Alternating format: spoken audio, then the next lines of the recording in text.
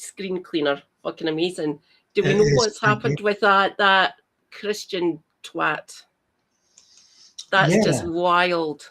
Yeah. So it was Pastor Colin Houston. Believe me when I tell you, Houston. I absolutely fucking condensed everything about that guy into like 8 minutes or so. I was going to say it was just under 10 minutes, wasn't it? Yeah. Because the end of the story literally was the last thing I recorded. I recorded that on Friday afternoon. So it was hot off the press stuff. So the showdown with George Galloway is kind of famous. So hello, stream. Please watching us. Like that was damn it, you said his name earlier on as well. Oh, I could the host. Nolan. Stephen Nolan. I could show it to you now. You sure? Yeah, let's kick off the filler with he might not be a comedian, but he has a fucking joke, Galloway. Yeah, we'll get some hard abusive stuff to kick off the stream. Hi, Jacqueline. Jack. Good to have you with us tonight. Hi, darling. So the ground was just asking me about a feature in Screen Cleaner about one of our aggressive hate preachers, Colin Houston. So there's a big bit in Screen Cleaner. His story has his origins in around 2012, 2013, when there was a level of like a viral meme moment. So basically, hi Jim, so nice to have you here. So basically, there was a pastor from the Free Presbyterian Church that Ian Paisley Sr. belonged to, and a lot of the far right creationist nutters of the unionist movement. And he had made some remark about not trusting a Muslim to go down to the shops to get him groceries or something. And it blew up. And Stephen Nolan, who's kind of our, I described him as our Jeremy Kyle, but a more upmarket version. He's the BBC's highest paid presenter in Northern Ireland by a stretch. And his tactic is to get politicians like fighting one another. So he'll really aligns with unionists and Sinn Féiners. And so he had on George Galloway as a guest the week the news broke about this fundamentalist pastor making this comment about Muslims that went mental. And Nolan, being Nolan, he invited a bunch of fundamentalist Christians into the audience.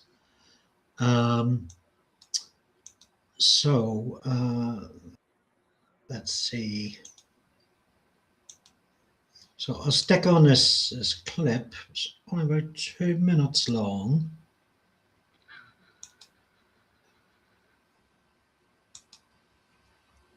Here we go. You should see it come up now-ish. There we go.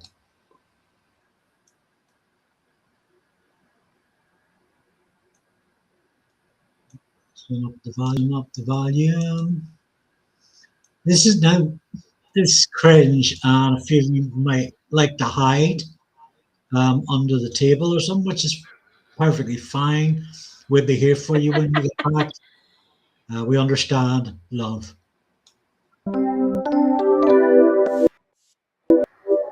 It's quite loud to say it.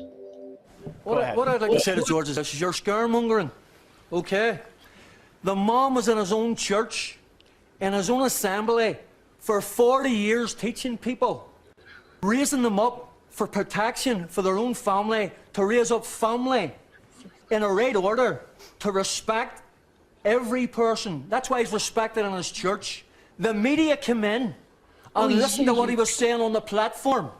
Then they manipulated it and brought him out into the world and turned around and told him he was telling people he didn't trust them. Trust. No, we has didn't. to be We built. didn't. Hold no, on listen, a minute. listen. No, Trust no, has to be built. I'm sorry. You listen. The media didn't tell him anything. The media asked him. No, the by media the way, manipulated him. By the way, media manipulated everything he said. By the he was way, talking in context of a can we theological talk? sermon. Can we talk? Can we talk rather Well, than just shouting over listen, each other? this One second. whole audience, One this second. whole audience 1 second. Set You up need to. for the hate Christians. Right. And I'm telling you now, the Christians are starting to stand up. We're not having it no more. Right. Okay. It's as simple as that. All right. And so, do you trust? Do you mistrust all Muslims? Trust is built through knowing people. Right. So he doesn't. No, hold on. Listen. So how do you trust Pastor McConnell? Why don't you go to his church for 6 months, then come out and tell me he's a bigot? He's not a bigot. He's a man of God who's turned around and brought Catholics and Protestants together here for 40 years. George is a scaremonger. Everywhere he goes, he wants media attention. He wants to turn around Okay, and well, of get course. his face on TV. Okay. He's a Thank you. scaremonger, and that's all he's here doing. Okay. Away back to Britain. Thank you very much. Away back to Britain. Thank you very much. Away back to Britain. Thank you very much.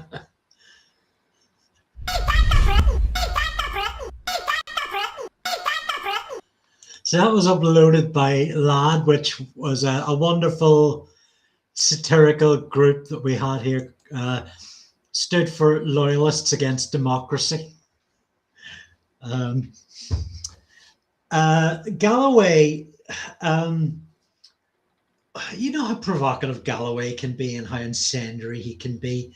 He was actually relatively reserved in that. Yeah.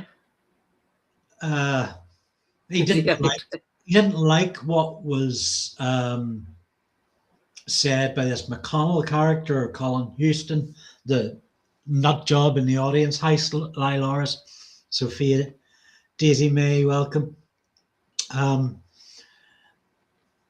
It should be noted as well. You saw the Talia. Hi, Talia. Corner at the start, noting that Colin was standing for political office of the Ulster Unionist Party. Yes. So we should say that the Ulster Unionist Party are the most moderate of the Unionist parties. They're occasionally they can be quite liberal, quite progressive, quite fair. Their last leader, Doug Beattie, most of the time made a lot of outspoken statements of ethical morality, progressiveness that would align with left values. So it was no wonder that after that went out, Colin Houston mysteriously resigned from his standing as a Ulster Unionist Party candidate. Hi, Sophia. So I'm in Northern Ireland, technically part of the UK for the moment. Katie Marshall is in Scotland. I'll just say Scotland. Trying to be Alan Parker. I live in Glasgow in Scotland, close to Ireland. It's like it's easy to get. You can either get a ferry which leaves from Stranraer, or you can get a flight over, which is relatively easy, mostly cheap. Yeah, our friend Lewis. I'm not sure, is he in Perth? He was telling me he's actually about like 4 miles from me. So across the sea, it's a bit of a swim, like. Oh my! The bit that Lewis is talking about that he would swim across is incredibly dangerous. Tell Lewis not to do that.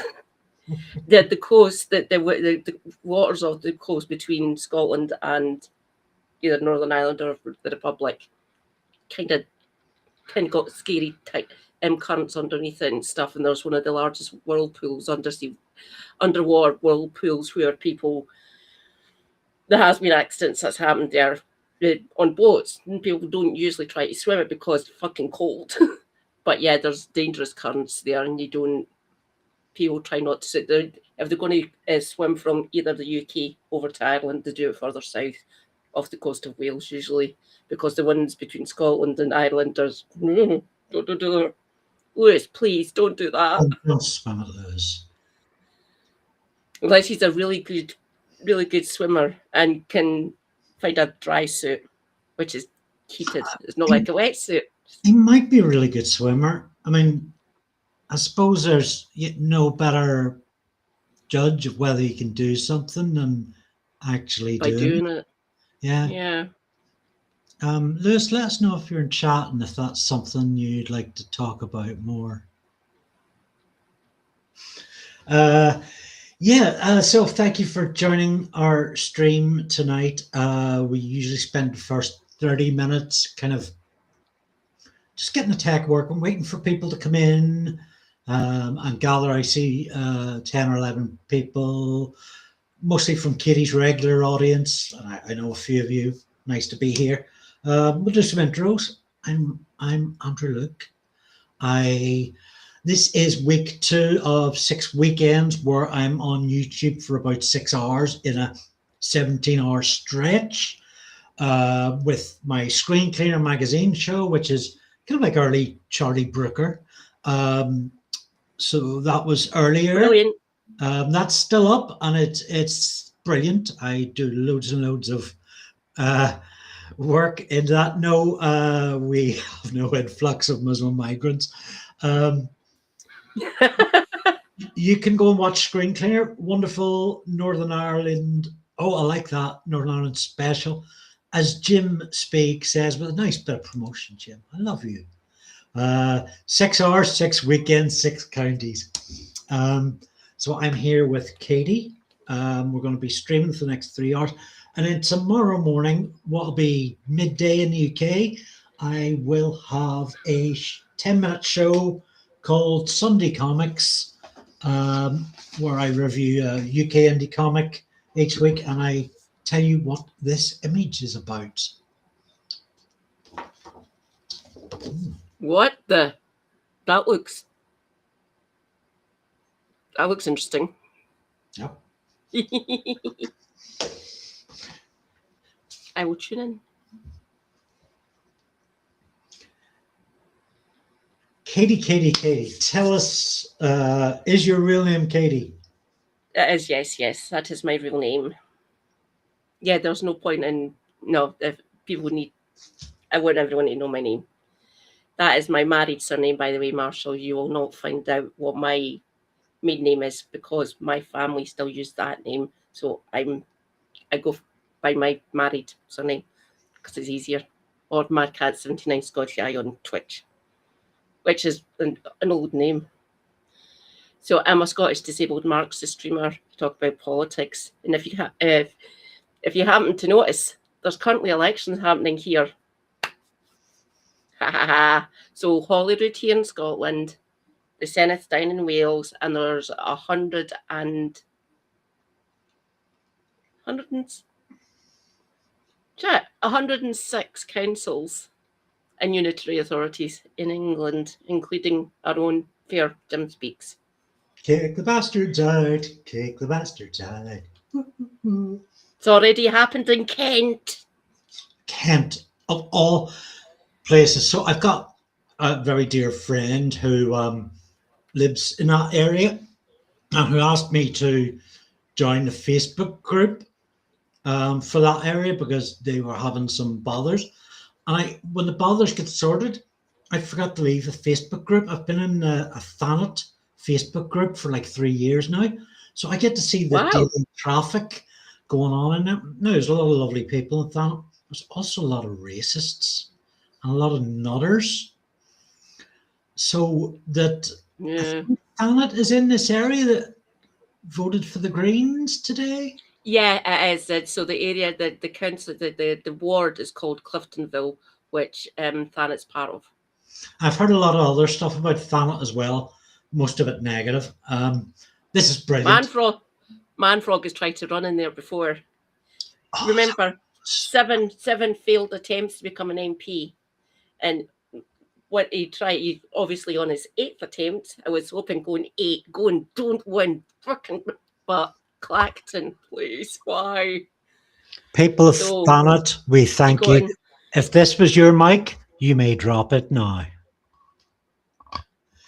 I noticed somebody Cliftonville, well done. I noticed somebody in Kev's chat, and you've all come here from Kevin. Kevin Logan is chatting, and we're the competition. Wow, we're blessed. I noticed somebody in Kev's chat said the Greens should run Clacton and win and wipe the smirk off Manfrog's face. That'd be delightful, wouldn't it? That'd be gorgeous. I'm getting aroused even talking about it. Is it, Jim? No, makes sense. Sorry, you hadn't finished your introduction. Tell us more about our disabled Scottish Marxists. So I talk about health and disability. You should try to at least. So I'm going to be concentrating on that next. So tomorrow, fun times. The 6 main leaders who are vying to be First Minister, they're on debate night tomorrow, which will be fun. Your lass will be watching it and reacting to it because 4 of these bastards are unionist and the other 2 are the scary separatists, the nationalists, essentially. So that's the SNP and Scottish Greens who want independence. So that's John Swinney and Ross Greer. The other 4 are Alex Cole-Hamilton for the Scottish Lib Dems, Russell Finlay, who is in danger of losing his fucking seat. He's the Tory. So that's Scottish Tories. We've got Anna Sarwar, who is polling worse as a party leader than Keir Starmer. And Scottish Labour are polling in 4th. Oh, the Tories are polling 6th place. And you've got Reform, who is Malcolm Offord. So that's Manfrog's representative up here, apparently. And they're all vying to be, I don't know explicitly if Ross is going for this, but he just wants to get more Scottish Greens into the place. But Swinney's obviously vying to become the carry on being First Minister, and by the looks of it, he's on track to actually get a majority just on the constituencies alone. Malcolm, so that's going to be great. Malcolm Awful, yeah. Yeah, Malcolm and I'm gonna you've also got like a Scotch show called the Sunday Show, which is I think in the mornings. So you might be talking about that tomorrow. Yes. And I'm going to ask you to do something for me tomorrow. Take some notes, at least mental notes, because you've got your hand might not be great. Take notes because I'm going to set up a recording with you to talk about the Sunday Show for Screen Cleaner for next week because we're doing a Scottish special. And how many days a week do you stream, Katie?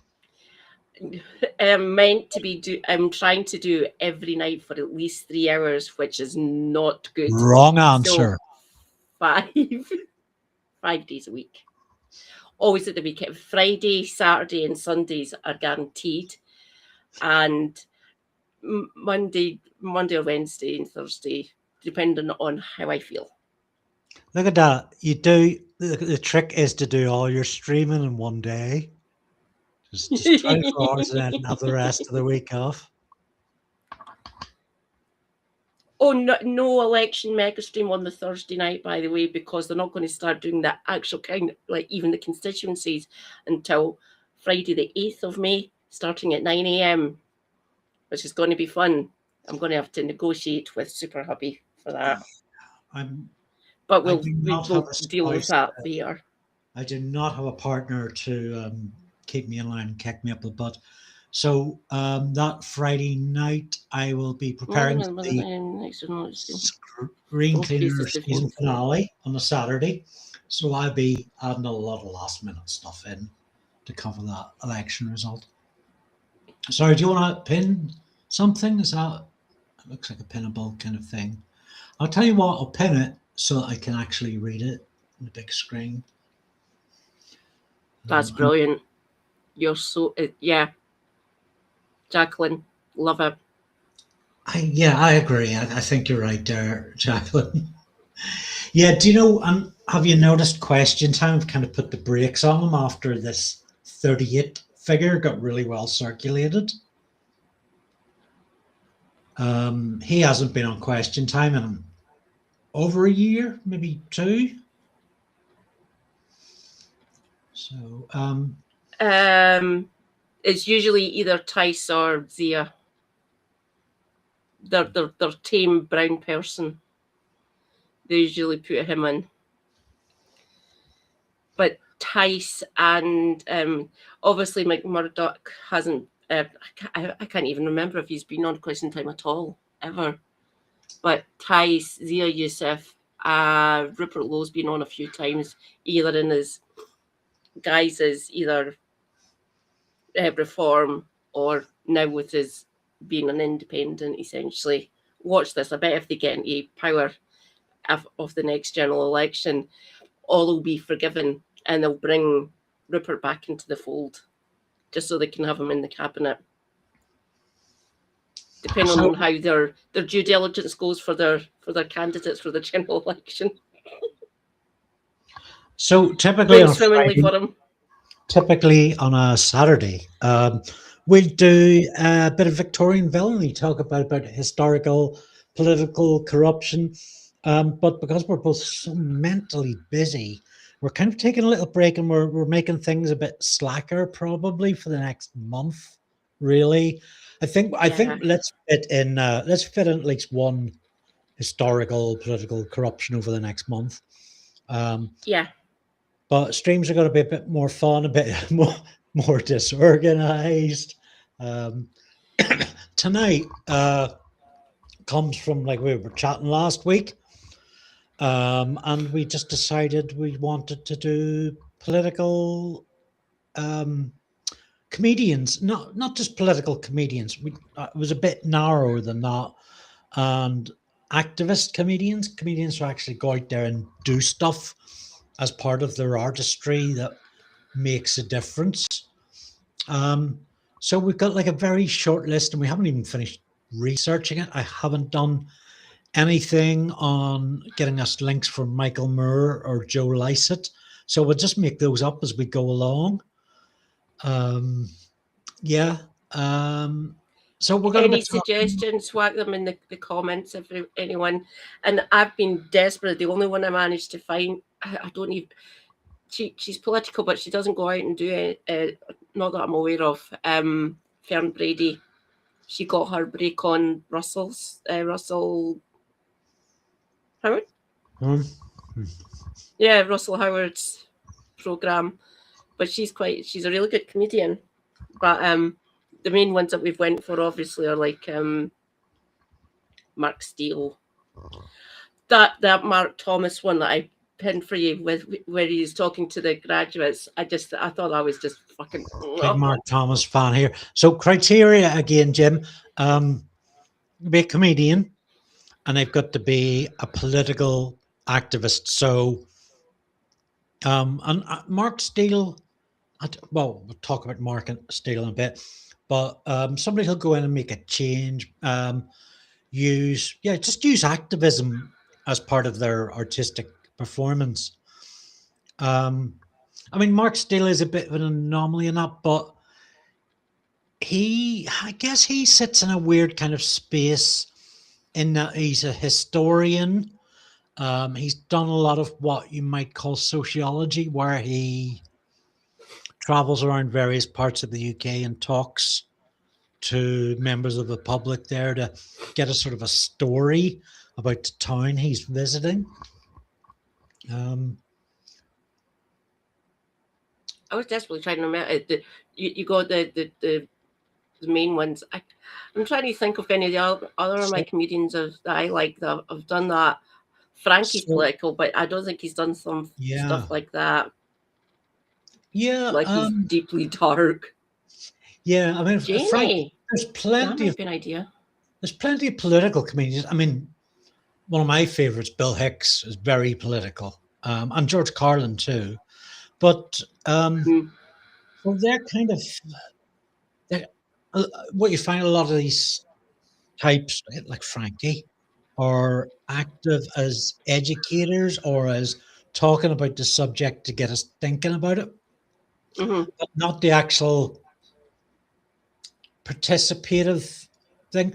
I mean, I guess Mark Thomas is the exemplar, to my mind.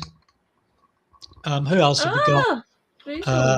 Robert Newman, who's really interesting, and the American group, the Yes Men. I guess, shall we start with Rob Newman? Yeah. We do a bit of super screen sharing time. So bear with me. Down my little palm. That's pretty good. I have no idea where I got this. It looks like it cost about a tenner, but it's really quite good. I've had it for like about 8 years, and it's never failed me. I like my one. It's quite good. Whereas this thing here in the corner is a nightmare. It's a bloody nightmare. I never use it nowadays. The proper podcasting. Okay. So Rob Newman, who some Brits might remember, as one half of the duo Baddiel and Newman in the 90s. Sort of lads comedy, football, palaver. I mean, they were the first real British modern stadium comedians. Yeah.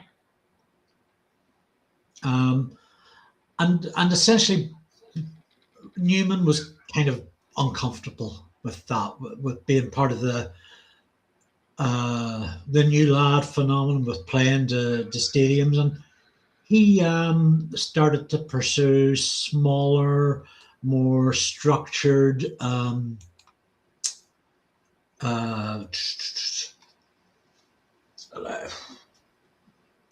performances that were actually about things. From P45 to AK-47, How to Grow the Economy with the Use of War. There's one. The History of the World Backwards. He's become much more interested in kind of these small scale narratives, with talking about the environment and historical geopolitics and stuff. So I haven't really seen a lot of them. There's two big shows from around 25 years ago that we're going to talk about. Katie, you mentioned some familiarity with them. Yeah, I remember watching when he was with Baddiel. I can't remember what entirely happened with those two, because then it was Skinner and Baddiel, obviously. Yeah, it changed over. So what did they? I assumed they had a fallen out. It's in the foggy recesses of my mind how that partnership ended. I think so. If you look, they took very different career moves. You see, Newman moved into sort of the activism and the art house stuff, and Baddiel moved into the fantasy football league, new lad stuff, and with Skinner took on stadium stuff, and now he seems to write about being Jewish every single day. Yeah. And he's an odd. He's when kind of of that new partnership. Yeah. So there's I wonder which came first.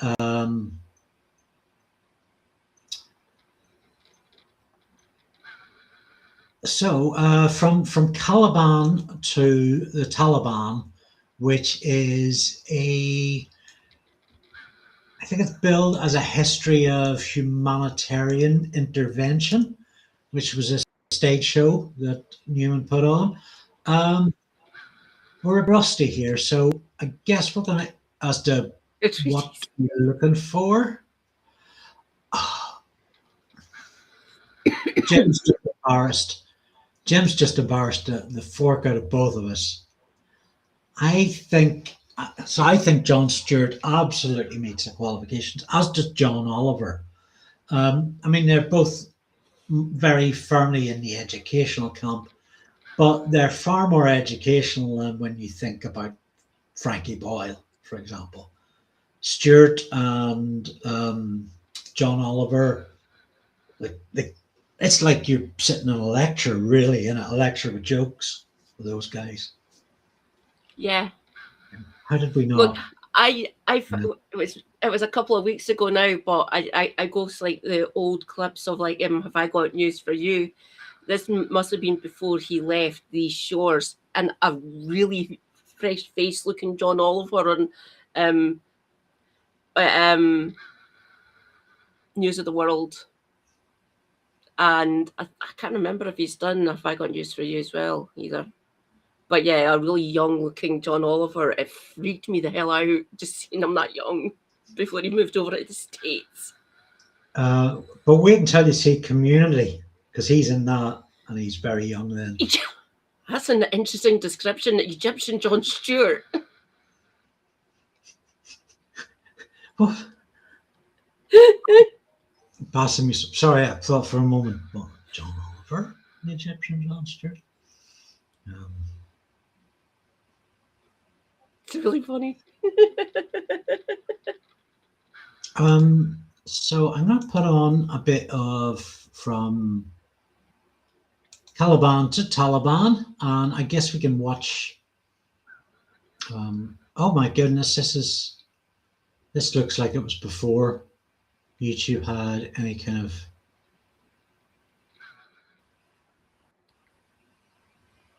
of big ring. Yeah, well, let's watch from the start. Let's watch a few minutes.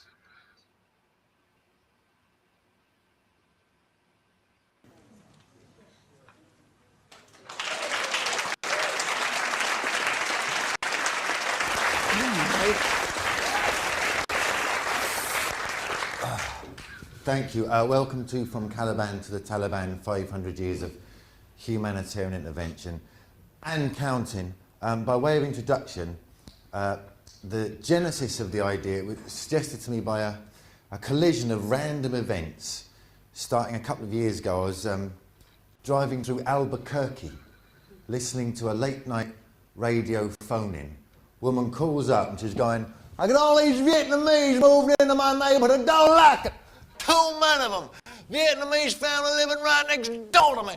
All these Vietnamese coming over here all the time. How would they feel? How would they feel if a whole bunch of Americans just decided to move into Vietnam?" Yeah, what? Where do you begin?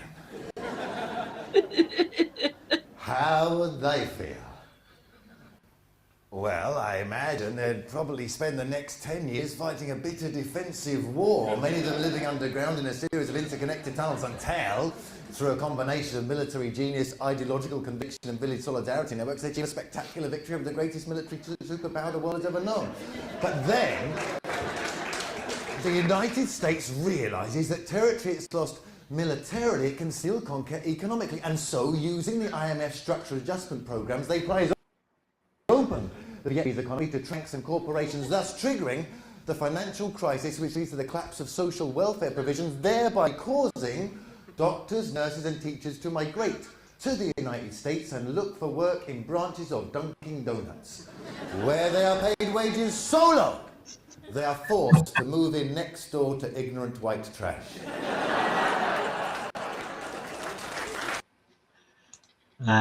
Quality. Ah. So I guess this is very much Rob's thing, really, is he's firmly in the educator camp. Yeah. And he really combines that theatrical skill and that just sort of info dump of knowledge that is down to the pacing and the use of his voice and rhythm. And we'll see that in his next work we'll look at as well. Yeah, I said to you, I DM'd you about that. I watched like because they're all there's 9 of them. Like the history of oil. I thought that one was just Oh, just perfect. Isn't it? Isn't It's yeah? great. Was there any parts of that that actually leapt out to you that we might want to bring before the audience here? Oh, what one would be the Because it's been a while since I've watched it, although I have watched it several times. right? So the first three are quite good, and that would be about, all told, that'd be about 15 minutes, like maybe slightly over it, but 1 and 2 are quite good, which would be about, I think they're about 10 minutes in total. They're roughly about between under 6 minutes each, or roughly between 5 and 7 minutes long, each of them. All told, the So- average is out at 5 minutes for each of the 9 videos. So the first 2 are quite good. Here we go. So yeah, we're talking the brief history of oil, which is very sort of eye-opening, quite a kind of a lecture piece. It's broken down into like different chapters dealing Yeah. with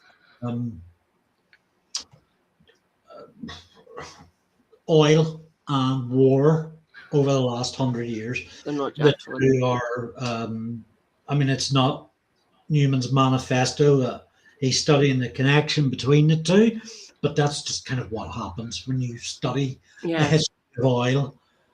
There is war inevitably linked to it. So we'll give this a little blast. Yeah. And let us know what you think.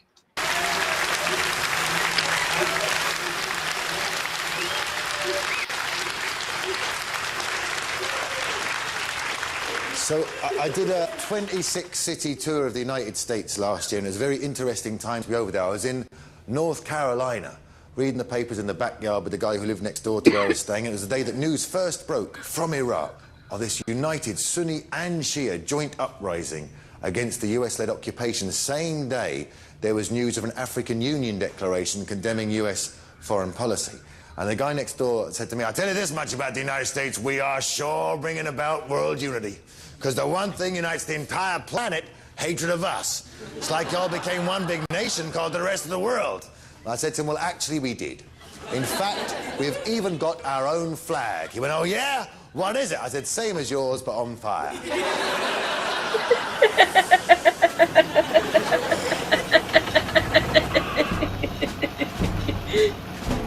I was skip diving in Kentish Town, and in this skip, I discovered a book called Marching to the Drums, From the Kabul Massacre to the Siege of Mafeking.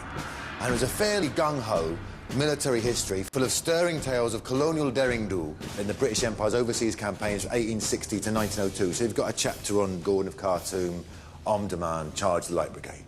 And at the top of each little chapter, there was this little introductory standalone paragraph in bold, just explaining what the British Army happened to be doing in Afghanistan, Egypt, Sudan. And because of the people who read, gung-ho military histories like Marching to the Drums are really only interested in one thing: weapons. Weapons and maybe tactics, but on the whole, weapons. There was a refreshing honesty, candour and lack of hypocrisy about this little standalone introductory paragraph. With its opening in 1869, the Suez Canal became the principal waterway to Britain's most valuable overseas possession, India. It was therefore imperative for the British Army to control all traffic through the Suez Canal, which meant, first of all, crushing the indigenous independence movements of Egypt and the Sudan. Now, the Webley automatic Gatling Fire 500 has proved more than a match for the scimitar swords and wicker breastplates of the Mahdi army. And this bold stating of the geopolitical facts of life strikes the modern reader with the force of revelation. For there is in our own time an absolute taboo among the corporate news media and the political class against mentioning anything to do with these economic reasons for war. As witness, just over a year ago, I'm listening to the Today programme on Radio 4, and there was this little phrase they kept repeating on the half hour, every half hour.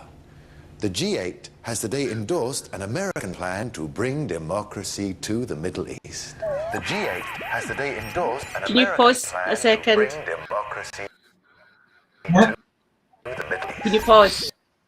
For those of you who don't Yeah. know, it did used to be the G8 until someone was naughty and put it. Take a guess who that was. Apparently, there is plans afoot to make it the G8 again, which will be fun. Just saying. Well, no, it used to be the G8, Jim. Who was it? Before- Russia or America? Russia. I wish. No, it was Russia. Russia got booted because they're naughty people, apparently. Don't get me wrong, Putin's fucking horrible. Don't like him. G6 for But the the Russian win. people are G6 for the win. If only. The way the global economy set up, I don't see that happening.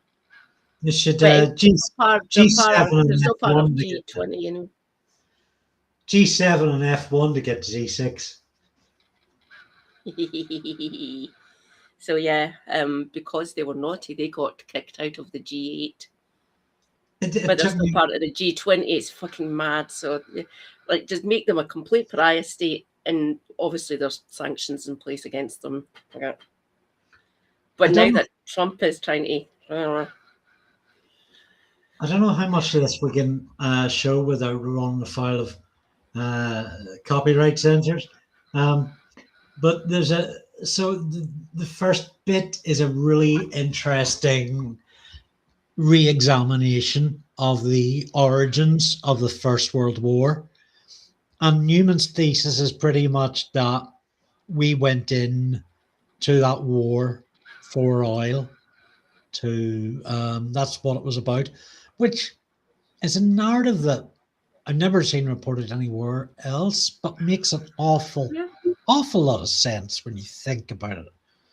it's brilliant. Yeah, it did make a lot of sense. And said, "My God, you're actually correct there, Rob. Well done."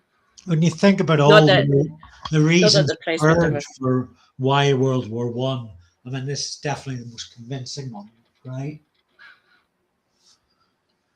Let's play it a bit more on Chancellor Arne.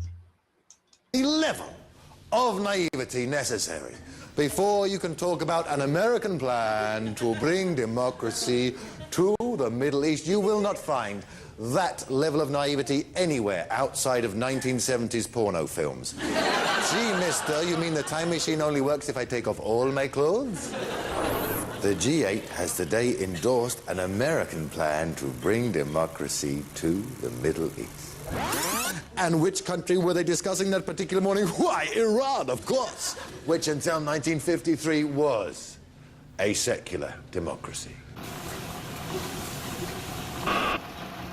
Pressingly relevant. 1951, Mohammad Mossadegh elected Prime Minister by a landslide majority on a mandate of nationalising the Anglo-Persian oil company, now known as record profit posting BP. What happens next? The Foreign Office recommend a coup d'etat. Churchill puts up $1.5 million to finance the coup. Eisenhower agrees to match this with $1 million on the sole proviso that Theodore Roosevelt's grandson and CIA Middle East Station Chief in Tehran, Kermit Roosevelt, will be point man for the coup. This is agreed, the money's transferred, and Kermit Roosevelt's first action is to spring General Fazlollah Zahedi from jail, where he is languishing on account of being a Nazi collaborator. But this is the man that Kermit Roosevelt has chosen to lead the military part of the coup. Incidentally, I hope you're all impressed by the way I'm just letting the whole Kermit angle slide.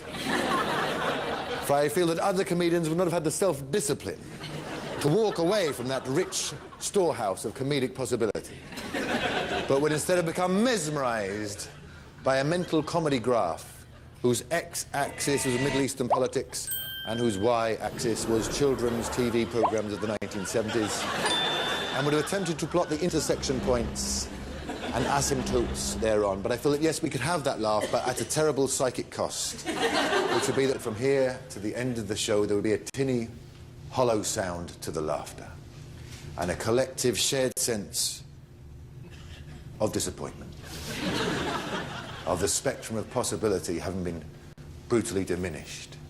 And we got through the show fine, like any other, and on our separate ways, but there would have been this sense, perhaps on a pre-conscious level, but real nonetheless, of disappointment. And it would all have been traceable back to this moment, had we gone down that particular comedic pathway, which is why we shall not be taking that particular... I think he's belaboured that point of it. That said, however... Yes, yes. Be advised, I shall shortly be using the phrase puppet regime. I don't want to get overexcited or to overreact in any way. You are a sophisticated, more for audience. You will credit me that is the given socio-political terminology, the only accurate phraseology wherewith to describe how Kermit Roosevelt installs Shah Reza Pahlavi's absolute dictator of Iran, head of the notorious Savak secret police, which in 1976, he's still there, Amnesty described as responsible for the worst human rights atrocities on planet Earth. This was Britain and America bringing democracy to the Middle East in 1953 style. Yes, but that was then. This is now. Now there's an American plan, endorsed by the G8, I might add, to bring democracy to the Middle East generally, not just in Iran, but in Iraq. Where the United States is building 14 permanent US military bases on Iraqi I think we've been done. What's so profound is the corporate news media's... Jerry.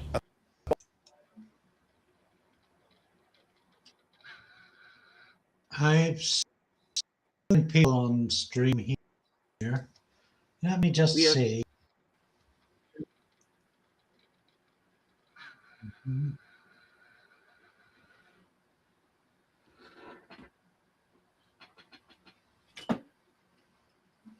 Yep, and still live on YouTube.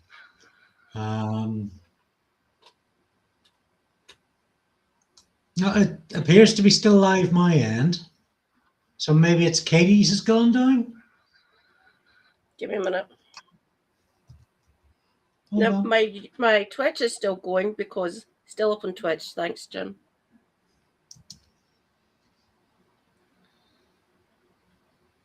Okay, and Katie's is still live as well. So that sounds Is a bit unusual. Yep. But let's err on the side of caution and kind of leave Rob there for Yeah, the we moment. can. Yeah. So the complete shows of from Taliban to Caliban and A Brief History of Oil are both up on YouTube in their entirety, which might be why we haven't been taken down yet.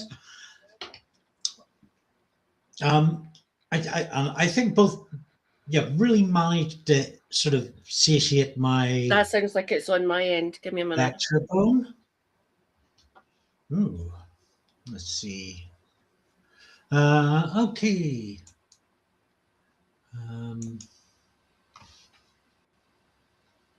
Yep, Katie's is other. I've killed your stream, Katie. Now let's see if mine's still on. It's suspended for because I've been copyright claimed.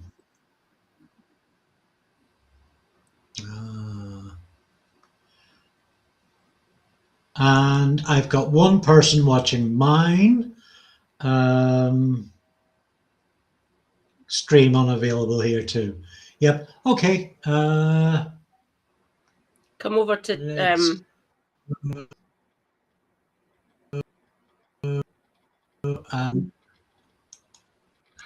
so we will put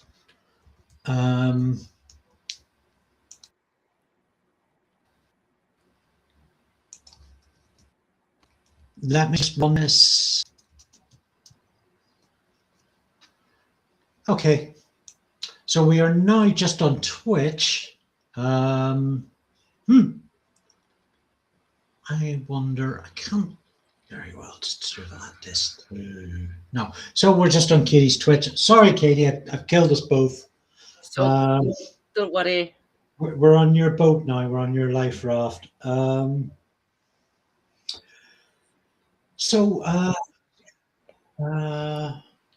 God damn you, Rob Newman. Don't worry about it.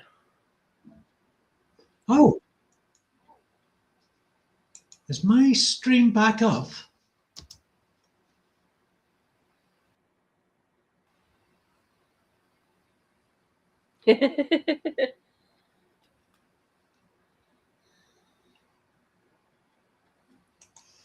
That sounds fairly recent, actually.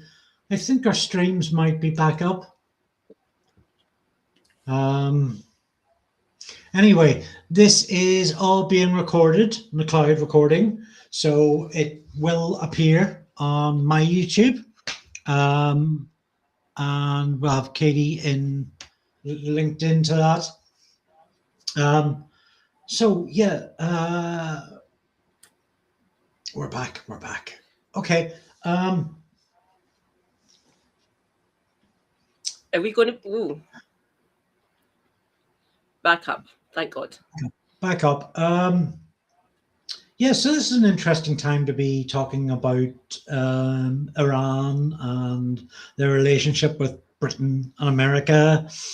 And they weren't the first and they weren't the last of a place for Britain and America to arm a tyrannical dictator, because they were the preferred choice of power broker.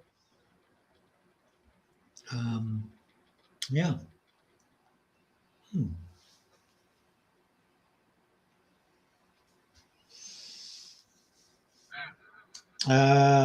Yes. So what was your so you watched this today, Katie. I did, yes. Do you want to give us your capsule review? Oh yes. The way he talks about it, especially from the what happened to Mossadegh, it was literally a secular democracy that we came in, and we got kind of hissy about it because they wanted to nationalize what is essentially Iranian resource, and we got upset because we were literally reaping huge amounts of cash from this. So with the help of the CIA and American financing, essentially, we went in, could them, put in a fucking brutal dictator in the form of the Shah of Iran, and the corollary between Iran, oddly what's happening now again, thinking that you can bomb an entire fucking infrastructure, an entire government, and just make it nice and easy for you to rob and pillage it. Yeah, that's not going to work, Mr. President. Just sort of been happened in the past. So literally, we were paying the price for what we done in the first place. So brought in the Shah of Iran, then you had the Islamic Revolution, and we thought we could bomb them, or the Americans did. We were helping. We're part of that war. I'll hasten to add. So you can see the corollary between like what happened in 1953 to what was happening in Afghanistan, and you can see it now coming back to bite them on their arse again. It's like our governments never fucking learn anything. But these are the sensible adults in the room, everyone, apparently.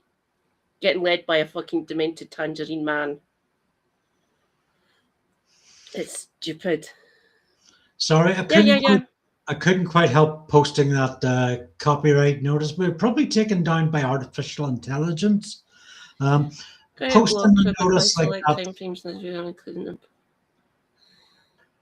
Okay. Copyright block triggered by selected time frames in this video, including part of my own wholly copyrighted material. The rest of the excerpts find exemption from copyright infringement within international law, as fair use as a transformational piece of remix, review, critical commentary, and documentary for educational and entertainment purposes.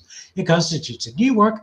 The material cited is considered relevant and key to directly support the arguments used in the new work. Artificial intelligence is unsuitable for ruling on legal compliance, as borne out by Ayin versus Haringey and Al Haroun versus Qatar, 2025, London and Mata versus Avianca Inc., 2023, New York.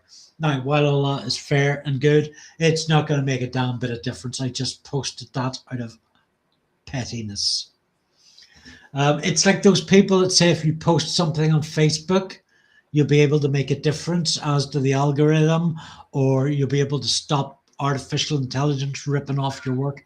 No, posting a comment on Facebook doesn't actually do that. It does very little in terms of changing the mechanics of the system.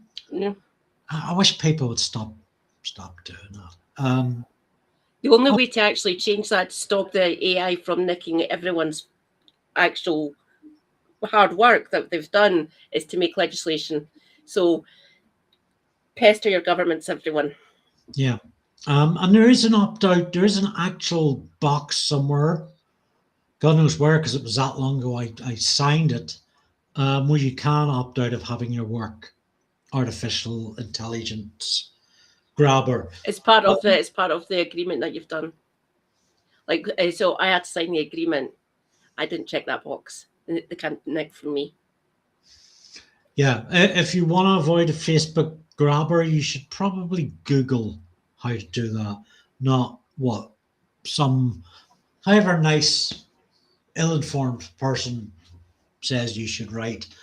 Apples are green and taste like apples. That's not going to do a damn thing. Right. Okay. Sorry. I'm getting us well tangented tonight. Let's see if we can break the copyright bot again. So there's this kind of group of British comedians in the early 2000s that kind of run about together. The next one on my list is the very wonderful Mark Thomas. So Mark Thomas had a television show on British station Channel 4 at the end of the 90s into the 2000s, initially called the Mark Thomas Comedy Product. It evolved into the Mark Thomas Product. And the shows was a mix of like a stand-up comedian bit in a pub, to going out in the streets to some sort of fun activism, maybe booking a phone call with somebody, or booking an appointment with somebody.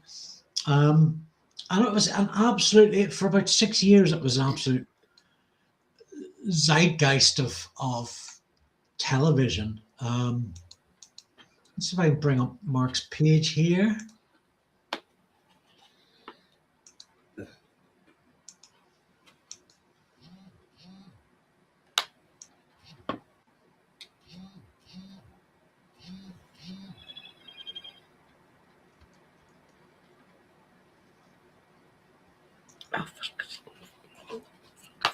So it was directed by Michael Cumming, who was the director behind Brass Eye, Toast of London, also the Mark Steele lectures.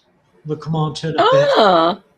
Cool. So pretty much one of the great directors of British comedy.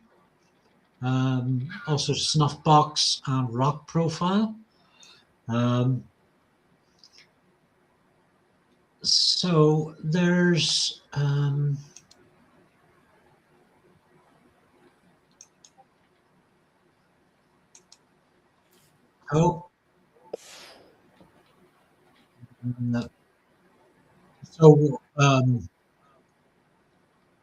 somehow Mark Thomas, talking about McDonald's, managed to get hold of a tank and try and drive it through their drive-through. He decided he would declare where the MI6's secret base was by kicking footballs into its garden.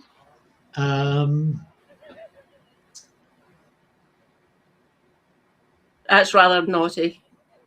What's this one? For safety reasons, please don't do that, anyone.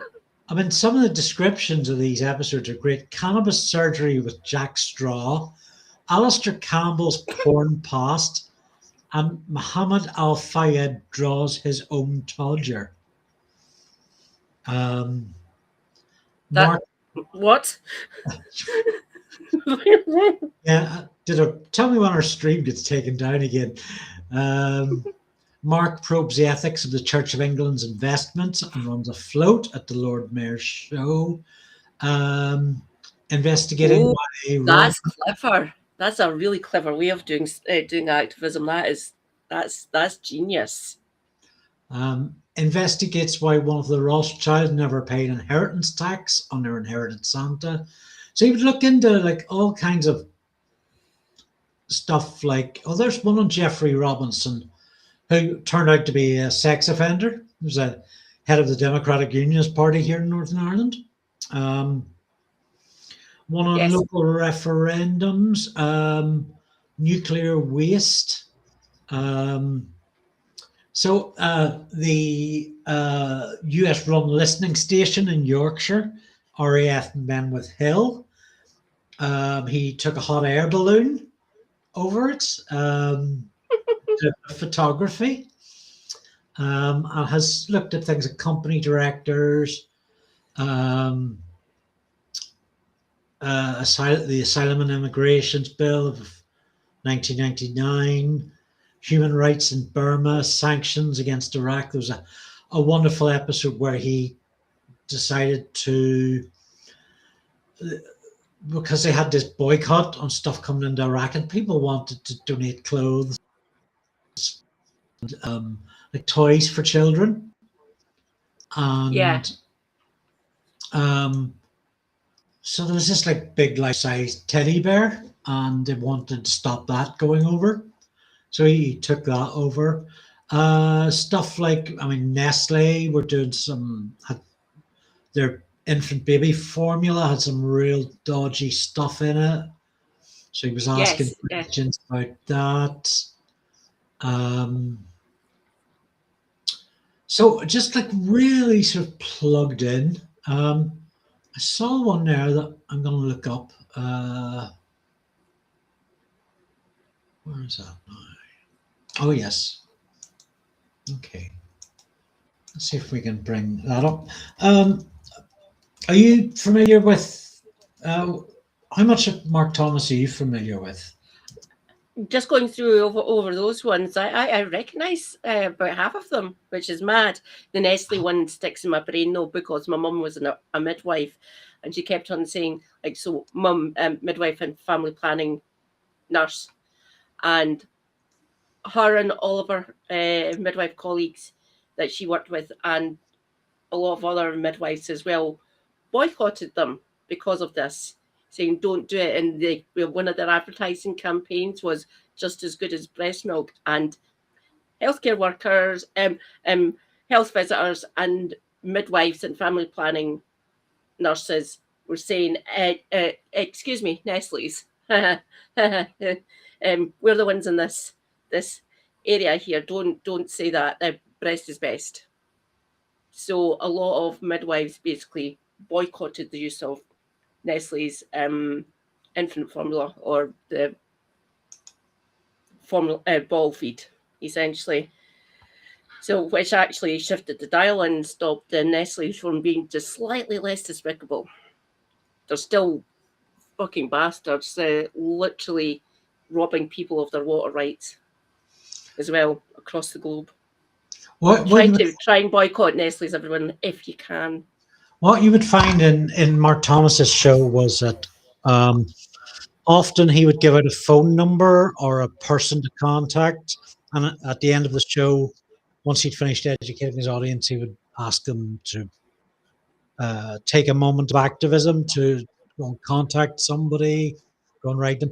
The only ones that there was never any sort of comeback on was right at the end of the series, but I remember it quite strongly.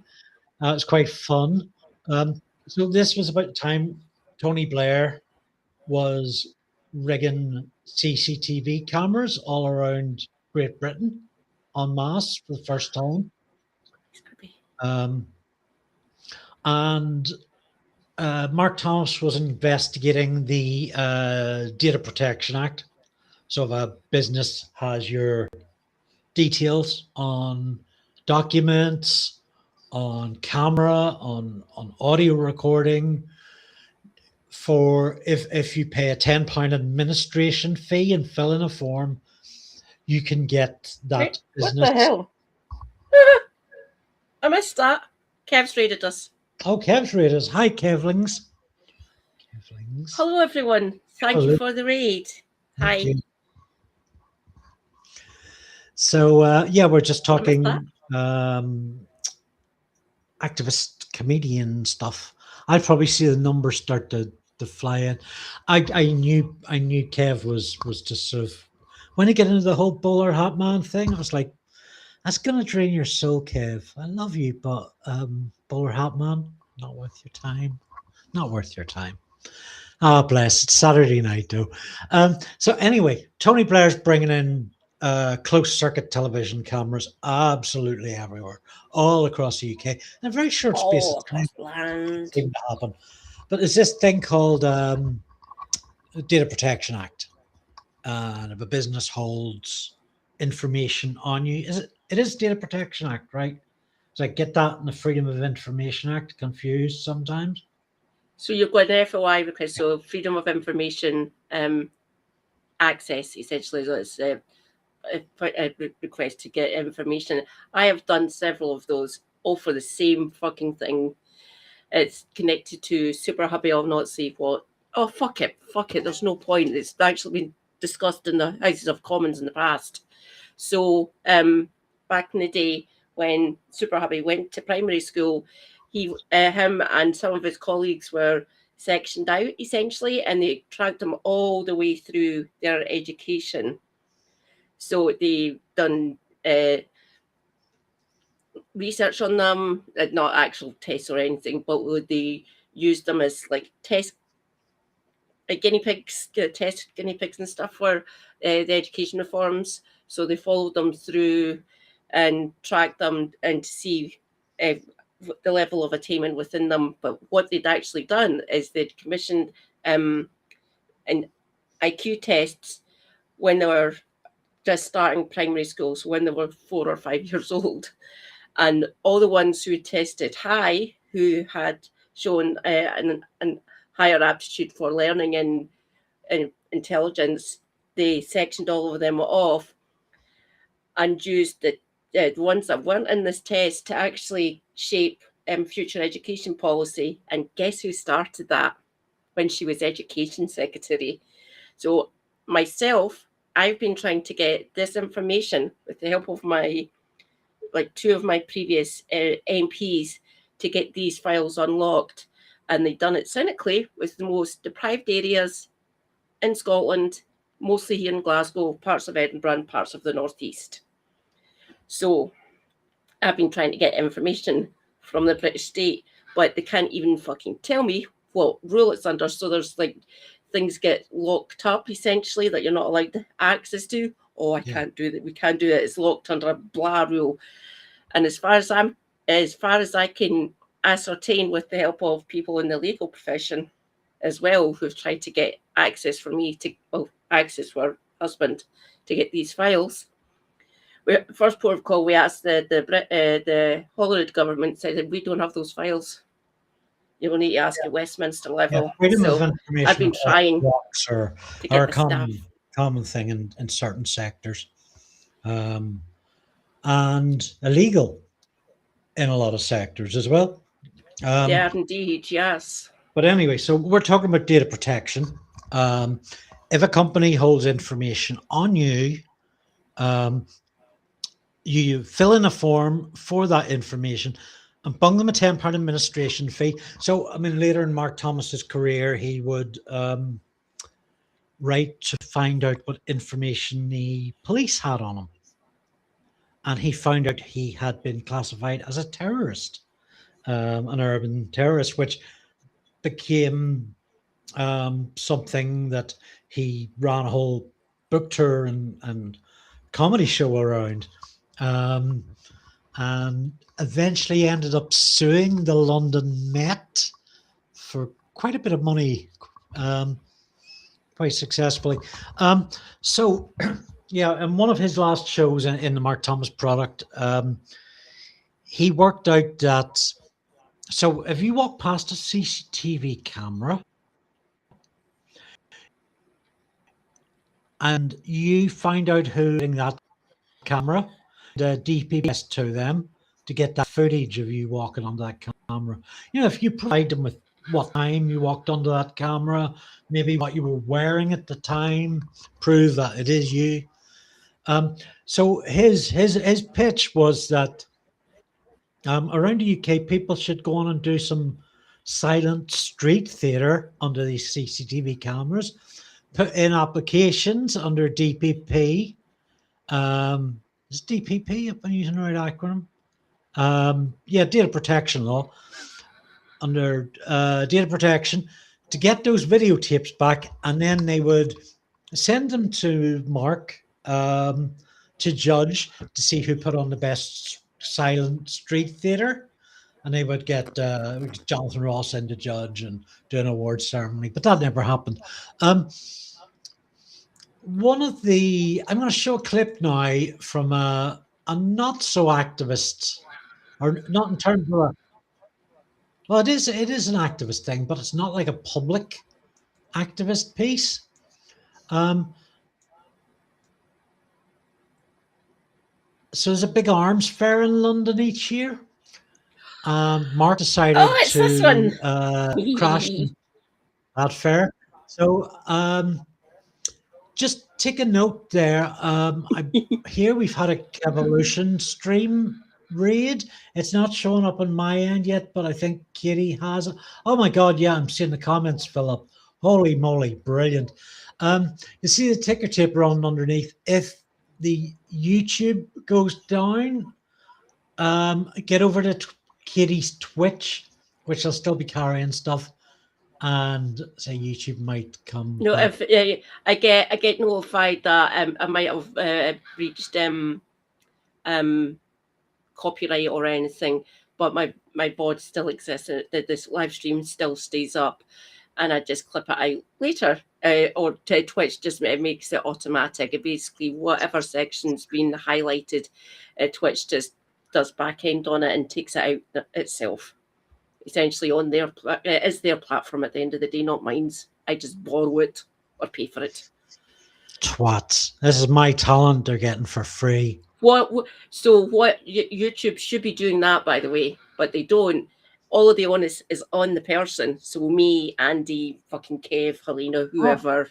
Maybe if they paid up it to properly, there wouldn't be so many acts of anarchy. Like how many people are unmonetized that put onto YouTube? The model has been working for them for decades at this point, but they really should change. And as much as we can moan to them, make it easier. Do what Twitch does, you fucking idiots. Yeah, but no, it's all on us. We have to do it. A model that even though some of us monetizes aren't. People that are like, their sole thing is like restreaming an episode of Doctor Who so they can make stupid faces at it and maybe insult Judy Gatwa's race every so often. I mean, if that's monetization, get fucked. Yeah. I really do want monetization, please. Monetize me. So let's join Come Mark. over to Twitch. It's easier to get monetized. Might not be much, but it's something. Actually, yeah. Maybe you'll do on sort of weeks. We're going to have a really tricky one with the night of the election because you're going full on with election coverage. So that's Saturday night. We'll be busy. I'll have my last screen cleaner out. I'll be busy. I don't know if we're going to do a live stream together. What I had originally planned to do, not knowing election results or that night, was do a kind of a selfish live stream. I thought it might be my first live stream. How naive I was. I hadn't met you then, Katie. But it'll be 9 years on Patreon for me. So it's that Saturday. So it's a bit of a big event.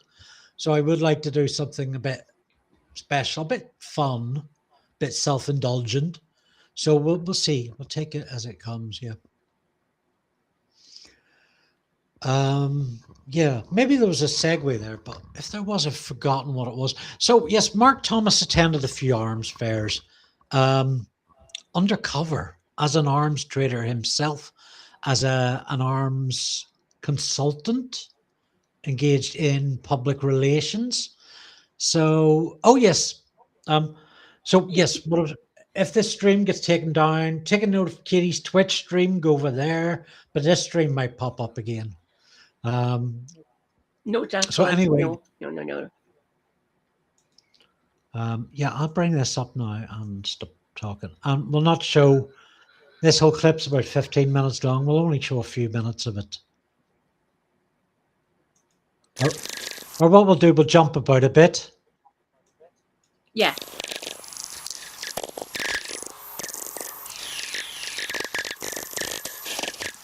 Or hit pause. I'm going to tell you tonight, you know, opening lines of any story are very, very important. My favourite opening line comes from a book by Anthony Burgess. And to explain the line, a catamite, by the way, is a rent boy. It's a posh word for rent boy.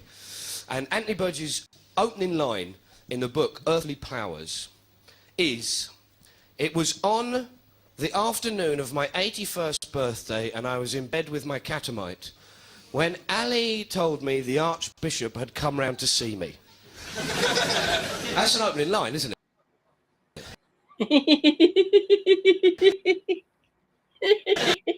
I mean, you just go, woo, hello. Tonight's show, I suppose, is I'm going to get to an opening line like that. It's the nearest I'm going to get to it. And the opening line for the story tonight is, "After discussing with the Major General the Army's involvement in the massacre of 271 innocent civilians in a churchyard, I spent the afternoon with an Iranian arms dealer talking through whether a mortar bomb could be the solution to the problem of moles on my back lawn." This is how the opening line came to be. Yeah, that's worth applause, isn't it? That's the best description of Catamite I've heard. Oh, right. Never heard of them until this. For us bookish nerds, I know what. Yeah, that's a really quite an apt description of a catamite. Is essentially a more polite term might be living lover. Essentially, if you want to be a little bit more polite about it. But yeah, rent boy. Yeah. Well, looks like we have ourselves a reader. Yes, I'm surrounded by books. All down this wall to my left-hand side, and there's a bookcase over there to my right. There's also another bookcase down there underneath the telly with all my DVDs. And I don't know how I fucking managed to keep them. I thought I got rid of them all. I found four VHS videos, all of comedians. Phil Jupitus, Bill Bailey, Bill Hicks, oddly enough, and damn it, I can fucking see her, Joe Brand. So all live sets and stuff that they recorded, three of them, and the Phil ones, especially the Apollo, and one at the Hackney Pavilion as well, which was quite good. That was Joe Brand's one. So I don't know. I don't have a video player, so I don't know what the fuck I'm going to do with them. Might just take them up to my mum's and get them copied onto DVD, so I can watch them. I loved that one. I wanted to go and see Phil Jupitus on that tour, but I just got the video instead. God, when was that out? Let's give this a roll. I can't remember when you done. Yeah. We went to an arms fair called Defendry. Now, this is in Athens, in Greece, and it's one of the biggest arms fairs in the world. I mean, we could have gone to an arms fair in London, but Copex is a bit small, and all the arms dealers get a bit embarrassed because there's a couple of sort of Buddhist monks outside going, boo, and so we thought we'll go to Greece for this one, because this one's enormous. It's like 2 2 stories of the Earl's Court Exhibition Centre, right on the dock in Athens, with a couple of warships parked up alongside it.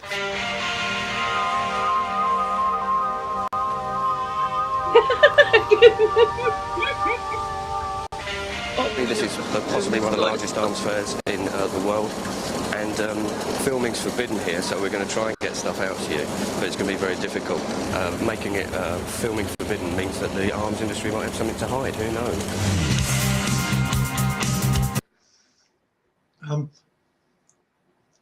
I mean, later Mark Thomas would crash a few arms fairs in London, including the infamous story about the Penis of Peace, where about 20 protesters carved a paper mache penis and launched it, got inside it.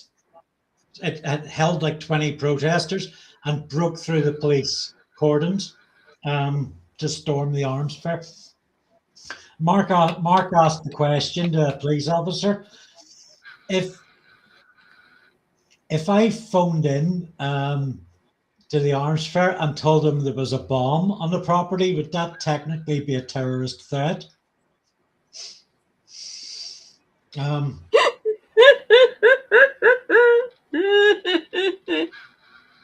So all the ones that are in the arms fair are deactivated, of course, or they don't contain the active ingredients of said thing.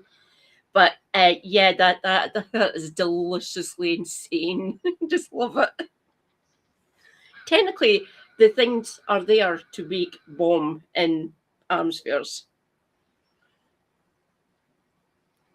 But that's just brilliant. I fucking love it. Let's see. Incredible. All the sort of like military regime and political personnel who come round and visit each stall, you look through it and there's like Algeria, Indonesia, there's Colombia, there's Kenya, there's Saudi Arabia, and you're just going, all your top torturers, they're all there. And so we decided to go to this thing because I really wanted to find out what it was like. Was it genuinely full of homicidal maniacs? You know, do the people who sell them the stuff, do they know what they get up to? You know, how do you sell a fragmentation grenade? How the fuck is it like, you know, those dodgy places up on Oxford Street?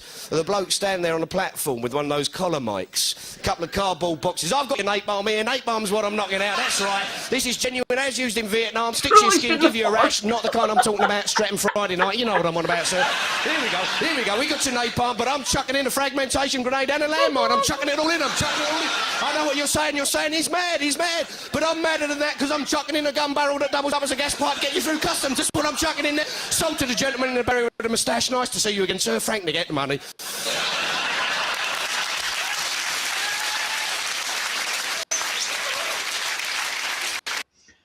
So Mark needed a disguise for this, and he set himself. That looks like a Ferrero Rocher advert, actually. He needed a disguise for this, and he set himself up as a consultant to arms companies, like as a PR kind of thing. So I think we're going to get a bit of a look here. And we've set up our stall, Macintosh Morley, and we've got these big sort of banners made up, PR banners, you know. Who's winning the war of words? You know, are you ready when Amnesty International come knocking on your door? What we do is we do public relations. We teach people how to behave on television, how to get the best message across, how to use the media to your advantage, and we run a short training course on how to appear on television and get your message across. I mean, obviously, for you, this is very, very important. That's right. I mean, because the Western press is giving you a very hard time because at the moment the world sees the Serbs as murderers. They look at Kosovo, and you're getting very bad press. Are you afraid they are bloody Serbs? Absolutely, but that's how they. But that's how they see you. If something appears in the press that says the Sri Lankan authorities were very harsh or they were too brutal, we can advise you on how to get a good story into the press. The most common methods of torture reported are the use of electroshocks, beatings, suspension by the wrists or ankles, extinguishing of cigarettes, psychological torture, ill treatment, threats of rape, sexual abuse of female relatives in front of the husbands. Now, this is what they are writing About your country. It's great to see you out here and supporting on my visit. Oh, excellent. I hope you all get plenty of contracts. Well, we're working on it. We're working on it. Nice to see you here. Oh, this is a great Prime Minister.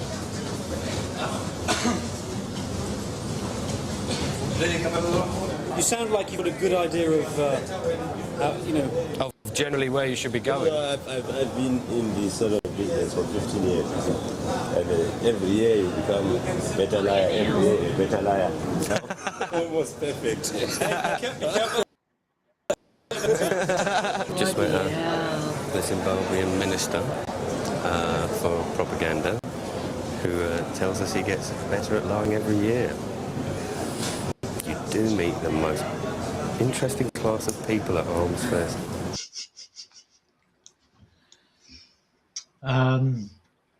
Oh my God. Yeah. So I think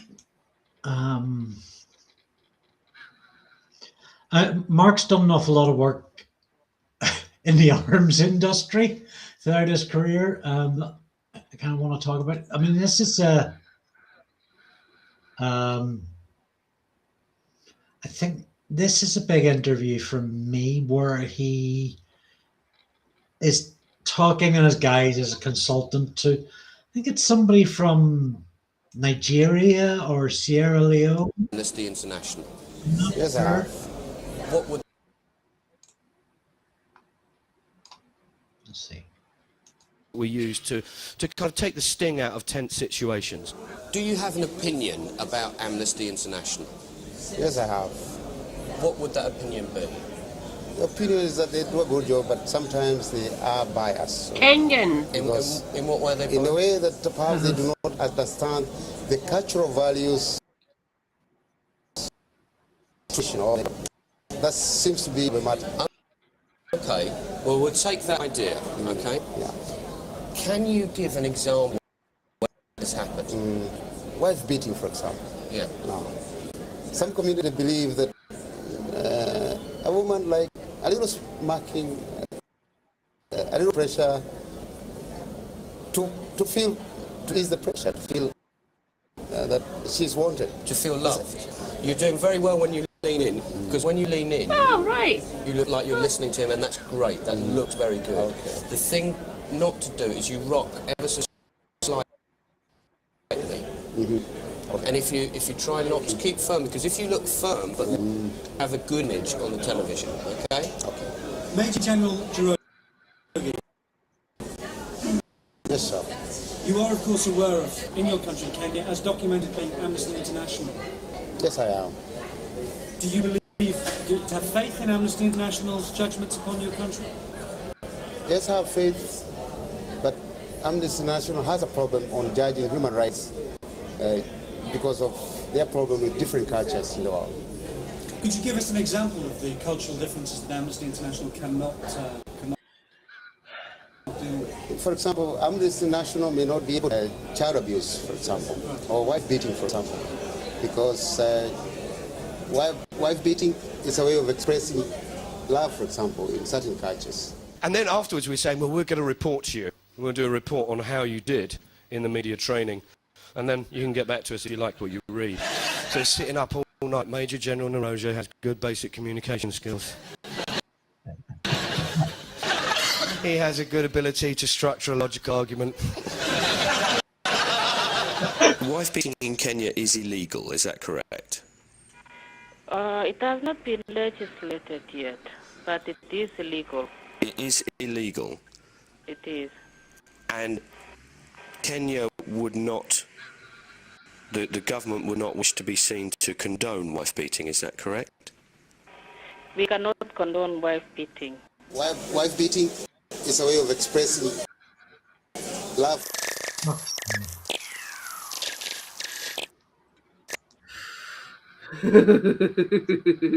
Jeez. That's a hard watch. That is, yeah. So I mean, through the course of the second half of the show, he kind of wore down this Kenyan general, told him things like, well, you can't deny that your army committed these atrocities because Amnesty have collected all these like witness accounts. So the thing to do is you admit to some of the atrocities. Otherwise, people are going to call you a liar. Admit to some of the atrocities, but say they over reported. So during the course of that program and those interviews, Thomas did get him to using that fake logic system to admit to being responsible for atrocities. One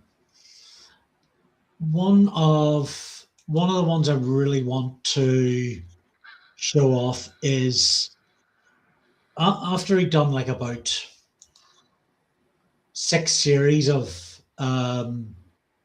We're doing well, Sozzled, thank you. Hi, Sozzled. After he'd done about 6 series of the Mark Thomas product, he made a bunch of specials for Channel 4, some on secret military bases, one on Coca-Cola's human rights record, which is just abysmal, really. And the After School Arms Club, which is one of my favorites. So he worked with 2 schools. I watched 3 of them, and they were just what? With the After School Arms Dispatches, Club, he worked with a school in England, a mixed school, and then a girls' school just outside of Dublin. And he wanted to prove how easy it was to get banned torture weapons into the UK and Ireland. So this became kind of like a project where the school kids, the classes of school kids he worked with Mark's help and help of his production staff and his girls and boys teachers, set up arms companies. That was their school project, to see if they could order torture weapons to be brought in. So I got to play 2 clips out of that. I've got one that's my gold standard favorite, but let's see.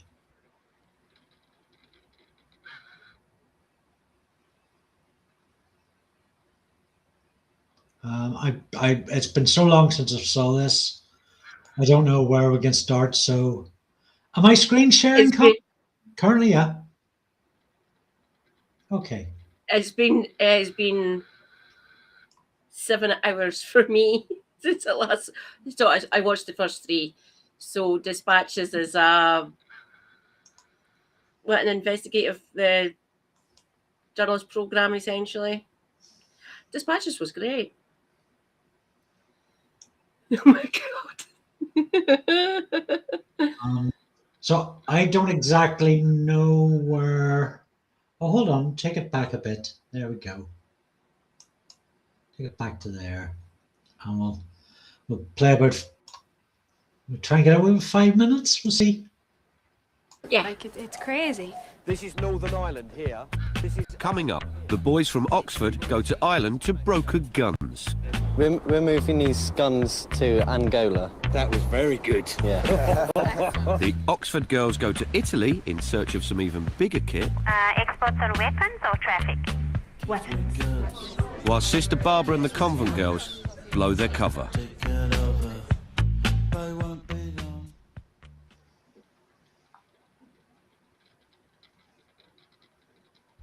So far, our after-school arms club investigation into the arms trade has taken us to an international arms fair, Have a look. a meeting with a minister, Cambodia. and an undercover arms deal. Along the way, we've moved thumb cuffs, wall cuffs, sting sticks, and a stone thrower. This bit of the road is in Northern Ireland and we're bound by British law. If we step over here, we're in Ireland. Let's do some arms deals. Now we up the stakes and see how some destinations offer the chance of even bigger deals. And the PM1 Forest Guard gun. After School Arms Club. Step 4. Broker abroad and get away with it. First destination, Italy. Ellie and Michaela from Williams Defence were on their first international arms trip. Our mission? To exploit a loophole that frees you from the UK law and deal in weapons if you leave British shores.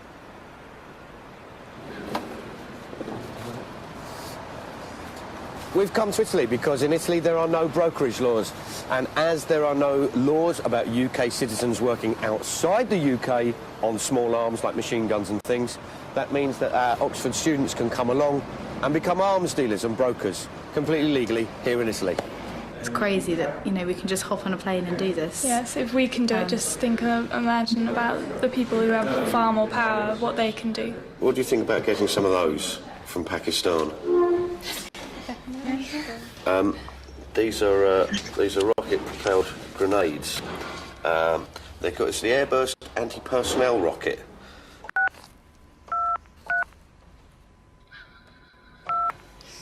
Shall I say who I am? Yeah. There are 5 European Union countries with no brokerage laws whatsoever. They are Ireland, Cyprus, Portugal, Greece and Luxembourg. About some quotes for Airburst anti-personnel rockets.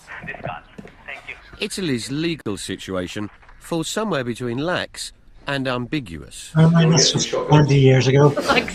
Yeah? Okay. There's no way you go popping quail out of the sky with this stuff. This is an anti-riot shotgun. It's from South Africa, and we're going to try and get a quote for 40 of these, I think. Hello. Hello, Can I help you? Can I speak to someone in sales and exports? Exports on weapons or traffic? Weapons. One moment, please. If we were to do these deals from the UK without a licence, we would be breaking the law. The fact that we can jump on a plane and do them legally from the continent is both the fault of the countries without brokerage laws and the UK. Pump action shotguns. These are kind of, oh, look at that. And sentry grenades. You want a tag? Hello, I'm calling to ask about a TR-85M1 tank. Is this the right place is this the right person to talk to? Can you repeat what type of tank? TR-85M1 tank. Yes, but we are... okay, you are asking about some price or what do you want to ask? Yeah, a price. We'll do all our best to reply you very quickly. Thank you very much. Bye. Bye-bye. Fantastic. You're in the tank business. So, that's great. He said that was fantastic. Oh, there's a question in chat. I was just about to take a pause anyway. What do they mean by traffic? I suspect they're not talking about vehicles. No, so you need traffic licenses to traffic. So I've got 50 RPGs that I've already sold, but I need to get licenses to get it trafficked somewhere to move it to, like, say it's fucking here in Springburn, sort it, and I want to send it to Kev down in Birmingham to actually transport it between the two locations. You need to have a license to actually do this, and you can't do that from within the UK unless you're an actual person working for the British government and you're moving stuff that we've made here in the UK to either out with the UK or to somewhere else, to other parts of the UK, or to out with, essentially. There's also something called an end user certificate, which you have to actually legally receive these things. And it is one of the easiest things to fudge back in the day, to literally fake it. Because if you don't have a valid end user certificate for thing, you can get done with arms trafficking, which is a crime here in the UK. You're not allowed to do it within UK shores, essentially. That's why this loophole needs closed. But it won't be closed because legitimate government actors take from that white will so they can leave these shores, still earn money, bring the money back home, and earn through that way. They're not allowed to. Technically, it is illegal. It's against British law, but it still happens because our government are wankers or bastards. They're either doing this for their own self-interest, for themselves, for the individual, or they're doing it to be for our geopolitical reasons, which is at government level. So, I'm just should be writing to the British government more about this, by the way, everyone. Not till they're going to fucking cheat. We usually like to start the stream by taking ecstasy tablets, and we forgot to tonight. Did you have any to take? I took mine at 10 o'clock. My alarm went off.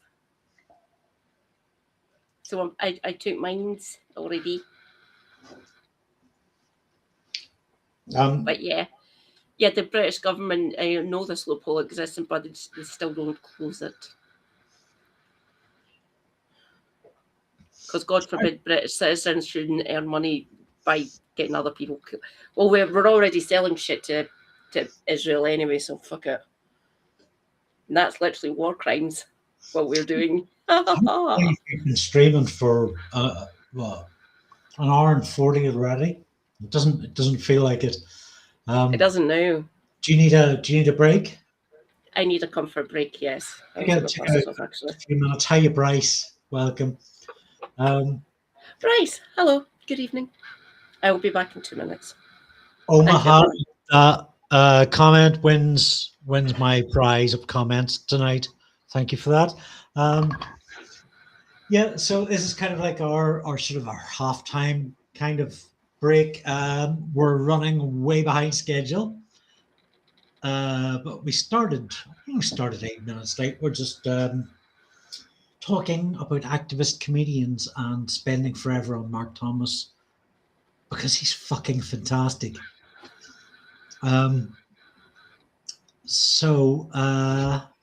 Yeah, really glad so many of Katie's regulars, my regulars, Kevin's regulars can join us. Like, what a great community around the comic activist talents of Mr. Logan. And I wish I could spend more time in the Discord, but I'm so grateful to all of you. I see you sharing resources, and I follow some of those, and some really good stuff. And I've asked a few questions myself, and people have been able to get me answers, so that's really great. Yeah, we've just been watching the After School Arms Club, which is also again on YouTube. I don't know if you can post a link to it in chat if anybody wants to.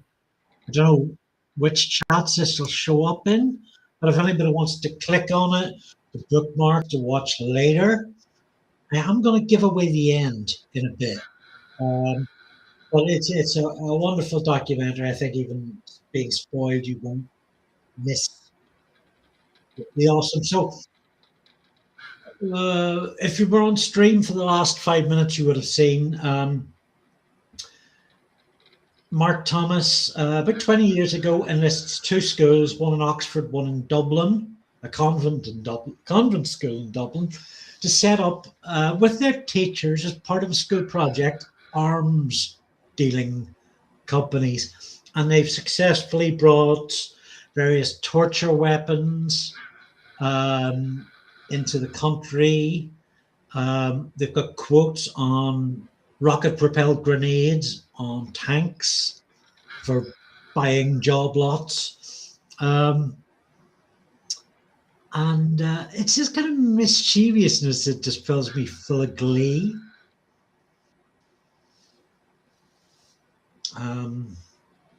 If you have been watching Screen Cleaner, you'll notice I've been making a few phone calls to certain far-right figures. I will continue to do so. I've got a few in the bank for next week. Yeah. So you have Mark Thomas as a comedian. I've been to see live a number of times. I'm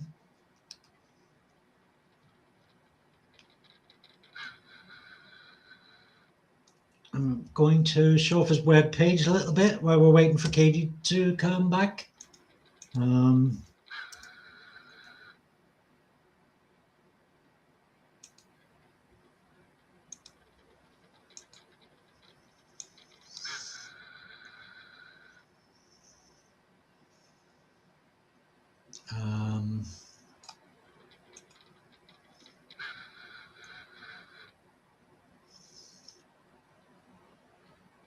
Bravo Figaro is a very personal tale about his dying father and his father's uncharacteristic love of opera.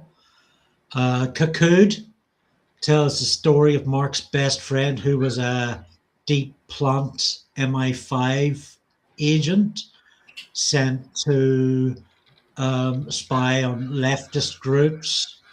And The Red Shed is a story about the miners' strike and a pub/community centre in Yorkshire that was something of a socialist powerhouse. That's £15 for that DVD of 3 polished live performances, and I couldn't recommend it more highly enough. There's also, we might see also this little sticker that I've got on my bin downstairs side. Oh, where is it? Oh,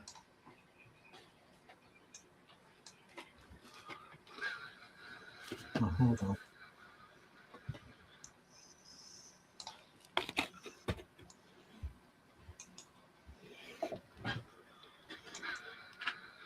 There we go. I've got one of these in my bin downstairs, outside. Please mind the photos. So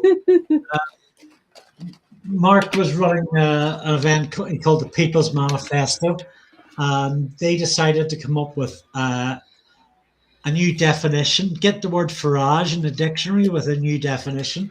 And the one they decided upon was the liquid found at the bottom of a waste bin or container. Hence, please mind the Farage.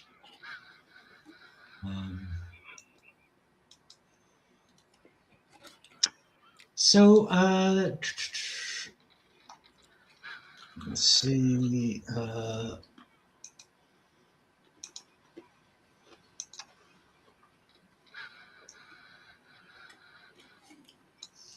Welcome back. Thanks. So I want to show this other clip from the After School Arms Club, which is possibly my favorite Mark Thomas clip of all time. It might take me a moment to find it. What do you want a price? Let's see.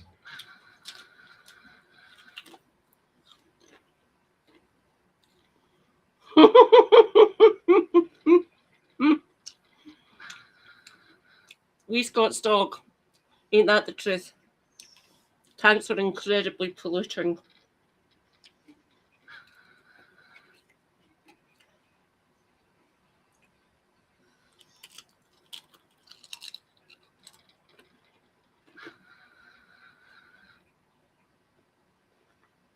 So just bear with me because it appears to get around the copyright ban. The uploader has uploaded this like 3 times.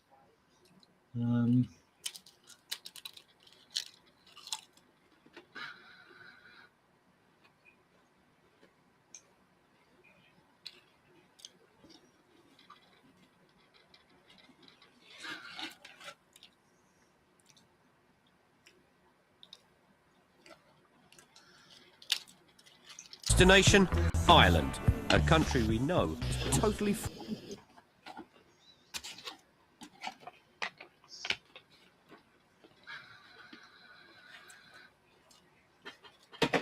Oh, so this is a bit here. Yeah, so this is... And we were in contact with you about the purchase of leg cuffs. Just one moment. Oh, yes, sorry, from Ireland. Yes, that's right. Thank you. Yes, bye. So easy to be done and so easy to get these things. Just unbelievable. One company actually asked us, would we like to be an agent for their company in Ireland? So. Amnesty, along with human rights NGO AFRI, briefed the girls on the brokering situation in Ireland. Ireland does have an arms trade. It's worth $5 billion a year. At the moment, the controls are not in place. So we need to send out that message very clearly. Most people will be shocked. Ireland, in fact, has no legislation at all to control the activities of arms brokers. So even if your office is across the road from Dáil Éireann, and every single member of Dáil Éireann knows what you're doing, they can't touch you because you're not brave. Can I, what I want to try and do...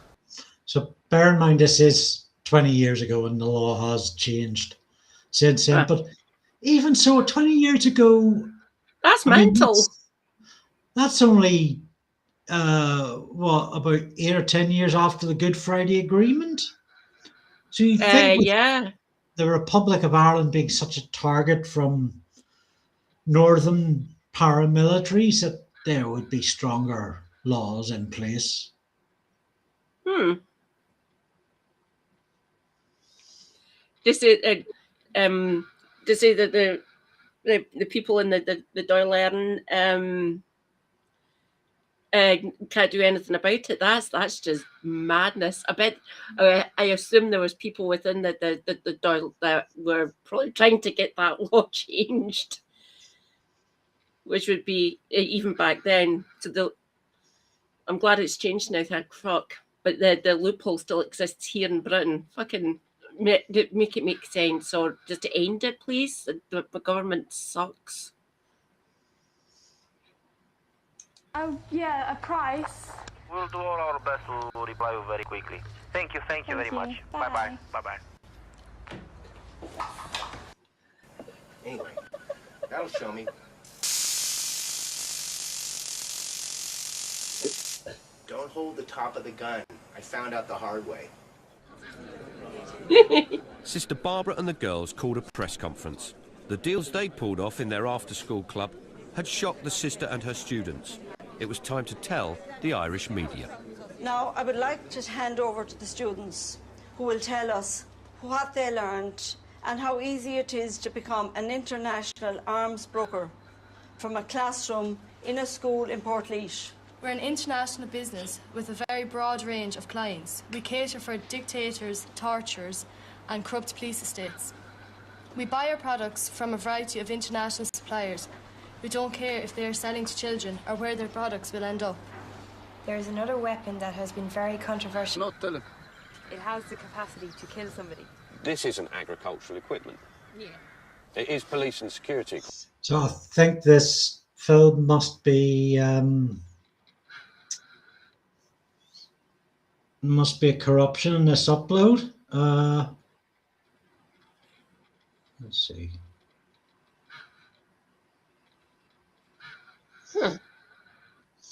So yeah, provided this plays okay, this next bit, what the context behind it is that the girls in the Dublin convent have managed to get a few arms dealers to come to them to demonstrate some equipment, and they using Mark, his production team, and their teachers to go out and pose as the adults arms dealers and be shown the equipment working. The schoolgirls are back in the classroom watching what's happening in the demonstration over hidden cameras and microphones, and will at a certain moment go out to confront the arms dealers. So hopefully this clip will play this time. Please. Barbara's our co-MD.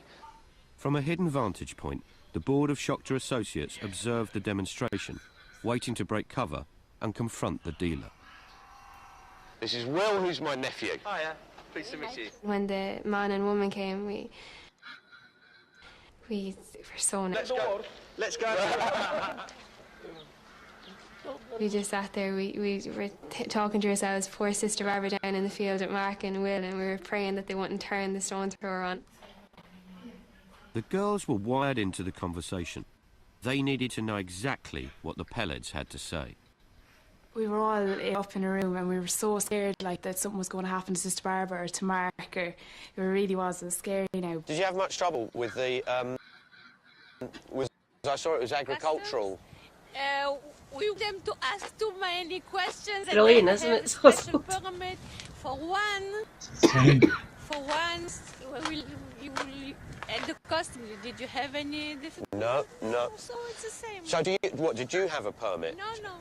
So you didn't get it? We just send it like this. Without a license? Without license. Okay. I think this could be very good. I'm very excited about this. Barbara? Yes. Do you have a good feeling about it? Yeah, I think it's going to. Let's have a look. Here we go.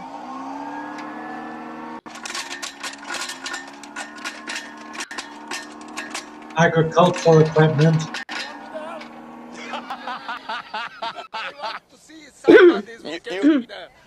Wow, it's very good, yes. I imagine you only need to use this thing a couple of times. Yes. And people get the idea. Exactly. So you use it once, maybe twice, yes. They know you've got it. Yes, for warning. It's more warning Yeah. than to hurt them. Could it kill them if they got in them? No, this is for not kill. Yeah. Hello, my dad.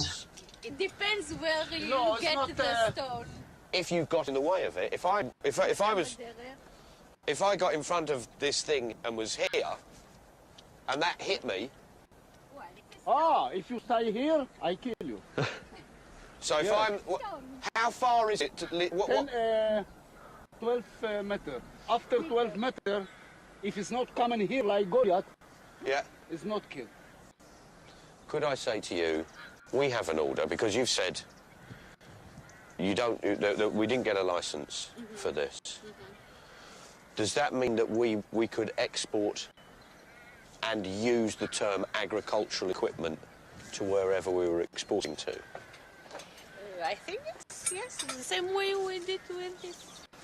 Okay. Because obviously some destinations are sensitive destinations. Yes. You could also give the same reason that it's for agricultural purposes. So if we had a destination in West Africa that was sensitive, there wouldn't be a problem from your end? No. I just need to know if something is going to a sensitive destination, whether we can, between us, say this is agricultural equipment and just move it straight through. Maybe another color. If it wasn't, so if it wasn't an army green, we could put it into a silver or a. Yes. That would be very helpful. They seem very eager to please, don't they? Yeah. That's It's good that he's exposing this. It's just wild to me that this happens. Obviously not now where they are, thank God for that. That's a good thing that's happened, at least. But yeah, this stuff still carries on, everyone, by the way. It is truly despicable. Yeah, Bill Hicks used to have a joke about this, about, oh, it's farming equipment, but actually this is exactly what they say it is. There's no way that's for... like those are rocks as well, they're not stones, and that could absolutely kill somebody. Very easily.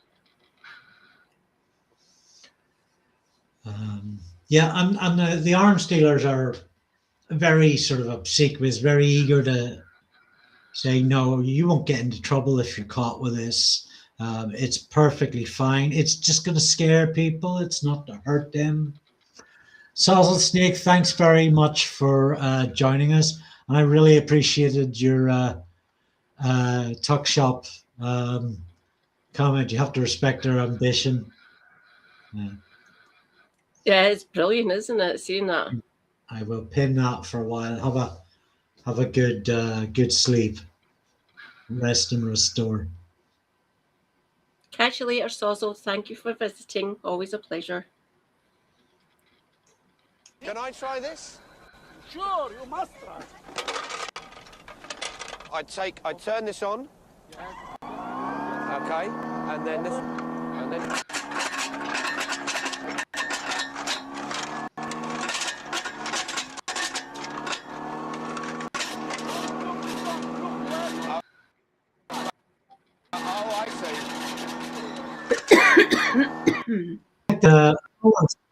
That concrete going out. That's like news who says you can grow concrete.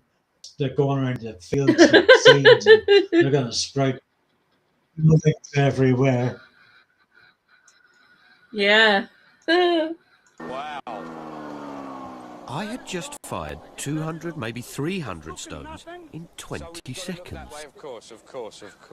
Can I just have I want to just have a look and see what the... Just a minute, you want to look?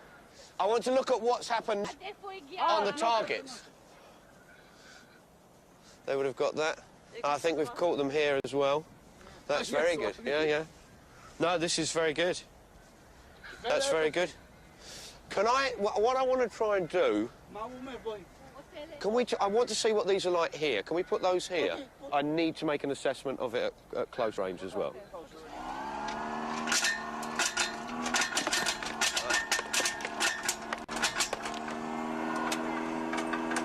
That's very good. Very high. Yeah. No, I understand it. Now that's interesting. I think it's an amazing machine. I'm very, very impressed with it. I think you should meet the rest of the company. When we walked out, we had to all hold hands.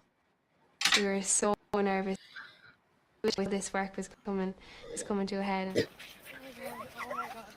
When we walked out, we were all like holding hands, and we got to finally meet someone and ask him, like, why he was doing this, or like what was he getting out of it, like, and it really was scary. No. Oh, do you want to fire it? These girls here have been running a company. This is their equipment. Okay. These are the people who bought this. We were looking at how police and security equipment is brokered and moved around the world. They were very interested in this because as young people, they were very interested that this was being used on young people. Girls, have you got any questions that you wanted? Did you see this machine going? How can you say it's not going to kill someone? You just saw it knock someone down. She said, how do you know? How can you say it won't kill someone? How I tell him? I cannot tell him. It has the capacity to kill somebody. This is an agricultural equipment. It is police and security equipment, isn't it?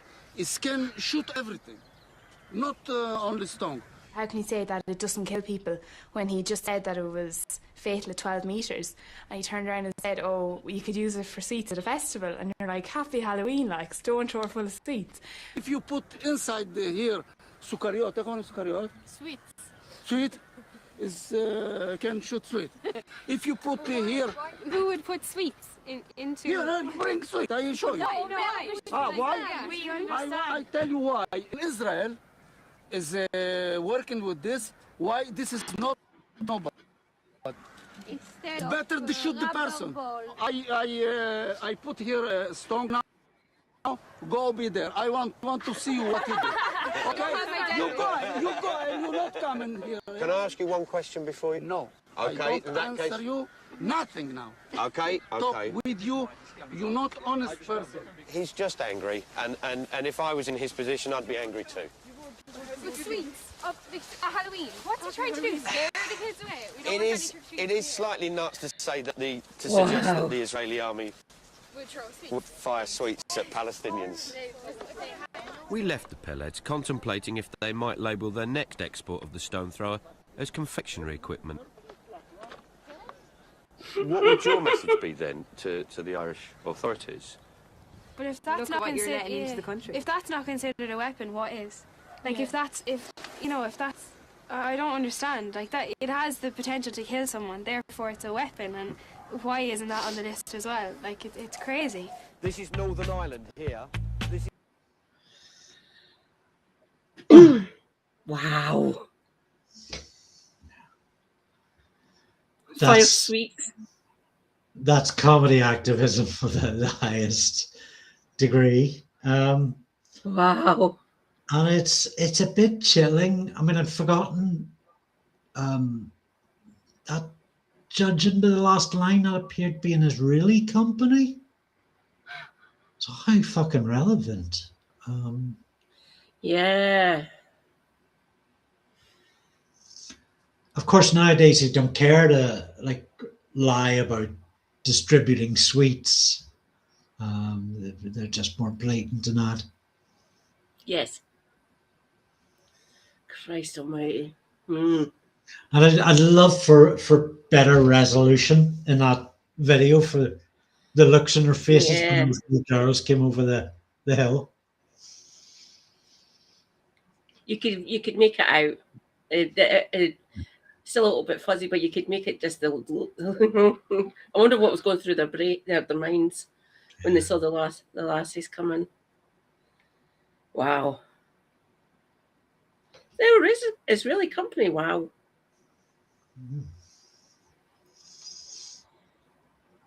Yeah, it's mental, isn't it, Jacqueline?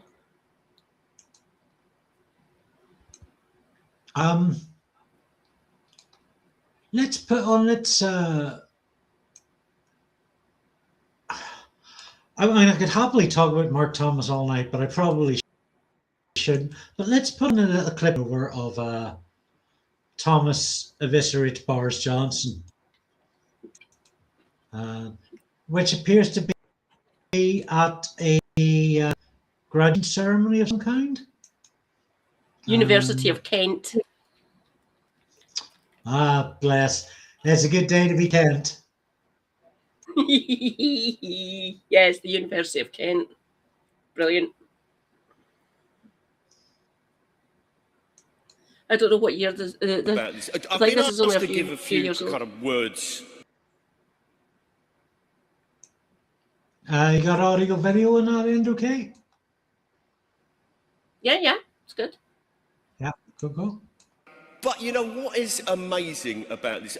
I've been asked to give a few kind of words of advice, I guess. I genuinely don't know that much.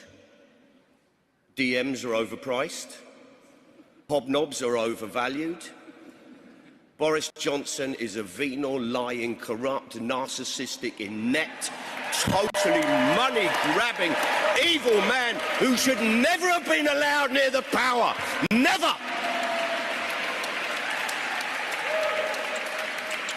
That man should be publicly horsewhipped once a week, every week, touring round cities and towns of the UK.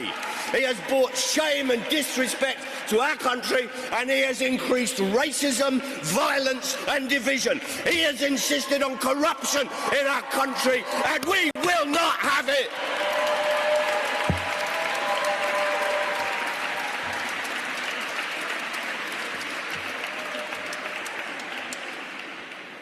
I was going to do a non-controversial set.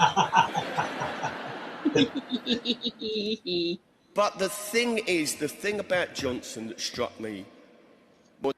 Oh, he was too. You could see the moment he kind of lost it. And he was just like, yeah, fuck this, I'm on a roll, I'm going to let it out. More than anything is the fact that he values himself and his small cabal, the rich elites and their enrichment, his own narcissism, above everything else. And I think one thing that COVID has taught us is that we are dependent upon each other. Brilliant.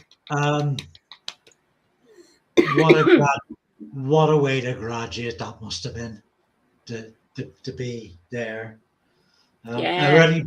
I already bragged that I got my graduation papers from Channel 4's Jon Snow.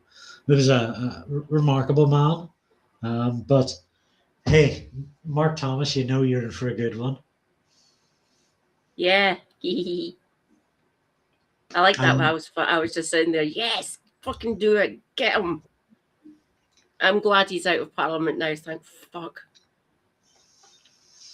Even though there's certain elements within British political life that want to bring him back. No, leave him the fuck where he is.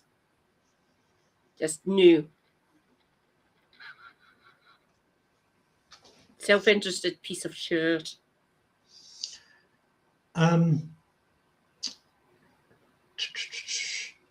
Mark Steele is a British treasure, really. So Mark Steele would be contemporary of Mark and Bob Newman. He will have worked with both of them in the past. His is a more sort of a historian, sociologist kind of thing. I first became aware of him in the early 2000s, where he was doing a show called the Mark Steele Lectures. He made this for radio and for television, and he would examine a different historical figure of some note, but he would come at it with a very kind of comedic, surrealist, down-to-earth kind of approach. Wow,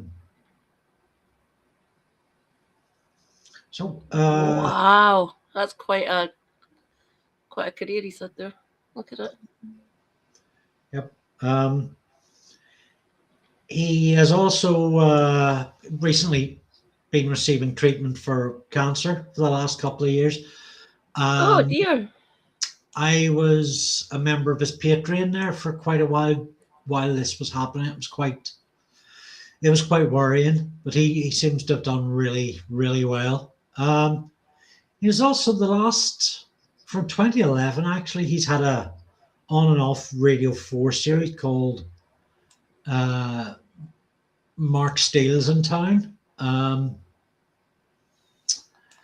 which sees him go visit various places in the UK. He will spend a day or two there in each spot on his tour and learn as much as he can about the is he coming to your area? Spend as much as he can about the place he's in, and then do a show about it, like completely sort of off the cuff, pretty much improv a show. Somebody's made a map here of all the places he's visited, so quite a few now. My God, look at all. So he's never done Belfast, Derry, Londonderry, Kilrain. Oh, by the way, just call it Derry. It has fewer syllables. Easier. Yeah, so I don't. Oh, he hasn't actually done Glasgow. That's interesting. He seems to do like outside. Where's he done in Scotland, actually? I might actually check them out off air. Paisley, Renfrewshire. He's in Tobermory and the Alan Moor. Inverness. He done Inverness? Wow. What's that over there? Tobermory, yeah. Oh, a few of the islands. Kirkwall, Orkney. There's a Mark Thomas head up. I love the way this map's built with little Mark Thomas or Mark Steel heads. It's a lot of Mark Steel heads. I haven't noticed that. Lerwick. And way up at the top, Haroldswick. What? Lives with the community Chappie Corsanti. Hey? I didn't know that. Was Orkney good? I didn't know we went up that high. Yeah. Oh, and there's even one in Paris. There's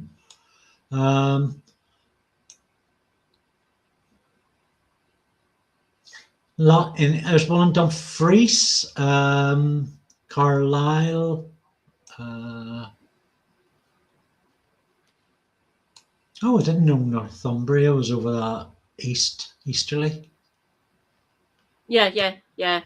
So Cumbria's the northwest of England, and Northumbria's the east one, northeast of England. So Cumbria's down the south. So if I was to go directly south from where I currently sit, I'd eventually end up in Cumbria.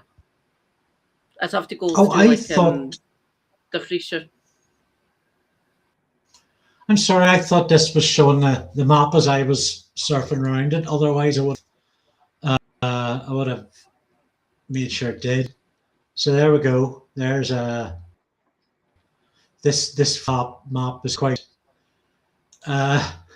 worth a look around. What I'm going to do is I'm going to put a text document in Katie's Discord after the show. If anybody would like to follow up on these links. He's done Barnard Castle, a lot of England. Barnard Castle.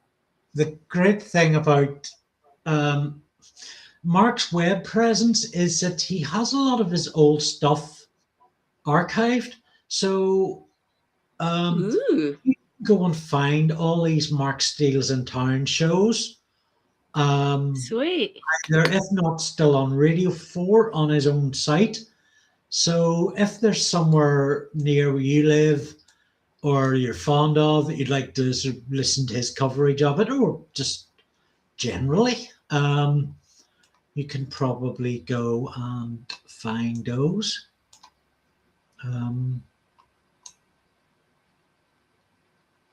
So yeah, there we go. Yeah, I love this. Wow. Loads of Mark heads. Good to see you didn't just you didn't use us as like a one-stop shop, and you've done a good few up here. That's good. Especially going up to like Orkney and Shetland. That takes commitment to get up to Shetland, by the way. You either have to fly up to it, which is rather expensive, or you get a ferry from Aberdeen and it takes 13 hours. You're on it for a while to get up to Shetland. There's the Shetland one, is the most recent. Lerwick and Unst. Unst and Lerwick. Wow. And he's done one on Wrexham, which is where my nearest thing I have to a favourite football club is. So I'll be that. Lewisham, Cambridge. Wow. Oh, I think I've been to Lewisham as well. Possibly. Yeah,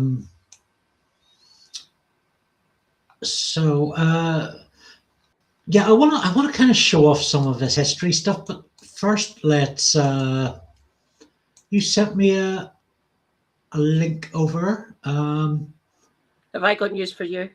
Yeah.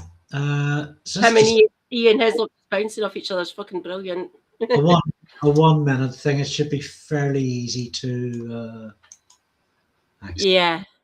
In Britain, we have a free press. I'll just get the volume up on this a bit and full screen it.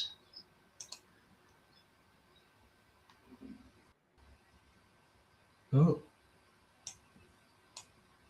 In Britain, we have a free press. It's not a pretty press, but it's free. It's like the people who can't bear the Daily Mail. They're saying you should ban it. No, no, no, no, you don't ban it. You don't ban it. You don't buy it.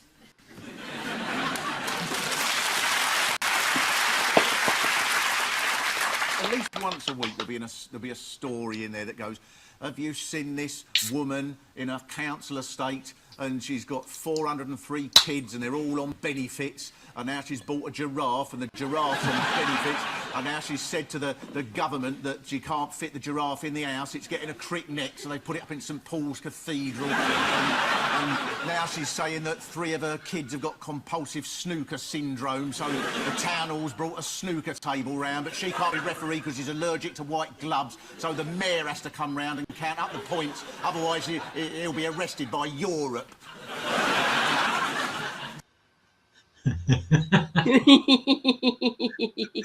That was a top tier mark. Yeah. Brilliant, yeah. I've been to Inverness, Talia about 15 years ago now, maybe not even. It's a lovely the town's pretty much like a town anywhere, but there's some lovely sort of quieter parts of the town, if you like. Yes. I've been up to Inverness. It's lovely. It's great. So Inverness Castle is where the court is essentially now. It used to be a castle, but to get it's up a rather steep hill that you go up to. But yeah, the Inverness is brilliant. Me and Super Hubby spent a weekend there. We wanted to get out to Culloden, but it's a bit of a bastard to get out to. Like there's a bus you get from the centre of Inverness out to it, and there's the visitor centre and things like that. So, but yeah, if anyone has the chance, go up to Inverness. It is rather beautiful, and there's a couple of really good pubs and restaurants in it. Oh, sorry, that was much louder than expected. Yeah. So this is an 8-minute clip. It looks like it won't get us in trouble. It wouldn't. Katie, you sent this over. Is there any context we need, or should we dive right in? Just dive right in. This is when the Tory government were still in. This is the end of the coalition government, or just before the next general election, where the Tories get a majority and still carry on doing austerity. So yeah. So the full context of this, yes, austerity is still happening and blah blah blah, and yeah. So June the 20th of June 2015. Bank of England and marched to Parliament. My God, good for them. I can't really march to anywhere. Yeah, this probably would have been about the peak or one of the peaks of the disability cuts. It was, yeah. They've been in a few years by this point, but I was going through my age really hit. Yeah. I was going through my third reassessment in 2015, and they stopped my money for a month again. Just mine's, not Super Hubby's. He was still getting his benefit even for looking after me, even though I wasn't receiving my. Technically, I was still receiving it, but they were just reviewing it. Yeah, that's fun. IDS, go and do one, you bastard. So well, yeah. Give this a play and give us a shout if you want me to pause it. No problem. My favourite comedians, authors, columnists, Mark's.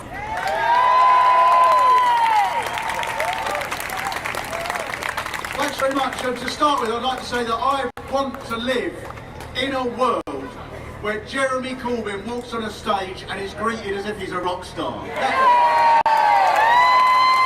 He did play Glastonbury though, didn't he? It's a better person to be greeted like that than One Direction in the world I'm going to live in.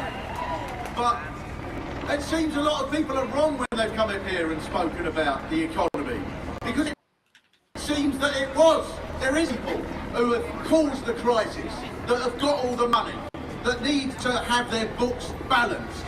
And that is the people who've got the money in this country, the poor. It seems it's the poor who've got it all. We can't build the things that we built 100 years ago. 100 years ago we built libraries and schools and we were happy to do so. Now we've got to shut these things down. We're poorer than we were 100 years ago. And who's got all the money? The poor have taken it, obviously. That's the logic of it. Walk around London, see who's got the money. They're in their gold sleeping bags, rolling in it. Look at them all. People in care homes that are now being shut down. Good for greedy old bastards. Taking all the money. Gambling all their money on stock exchanges while they go up and down the stair lift. Firemen, lollipop ladies. People who are having their jobs taken away from them. These are the people, it seems, that have got all the money. And the immigrants, they're the people. They're the people that have to be blamed. Look at them, 6 of them living in a shed, rolling in it they are. This seems to be the rule now of how we have to think about immigration. It seems to be the way we have to think about immigration is, I'll tell you what happens with immigrants. They run away from Somalia and they walk across Africa, they climb in a barrel, they float to Spain, travel across Europe on the back of a truck in a crate full of pigs, cling to the side of a hovercraft, come over here, then we're supposed to look after these people who aren't prepared to make an effort.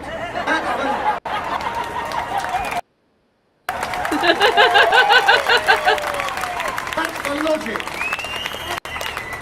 But we've had the election, this is the rule now, we've had the election, we've had that argument, put up with it, it's finished.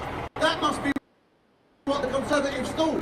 That's the end of it. And I hope that every one of them is looking now thinking, oh shit, that's not the end of it, is it? Oh, you can pause, please. Pause.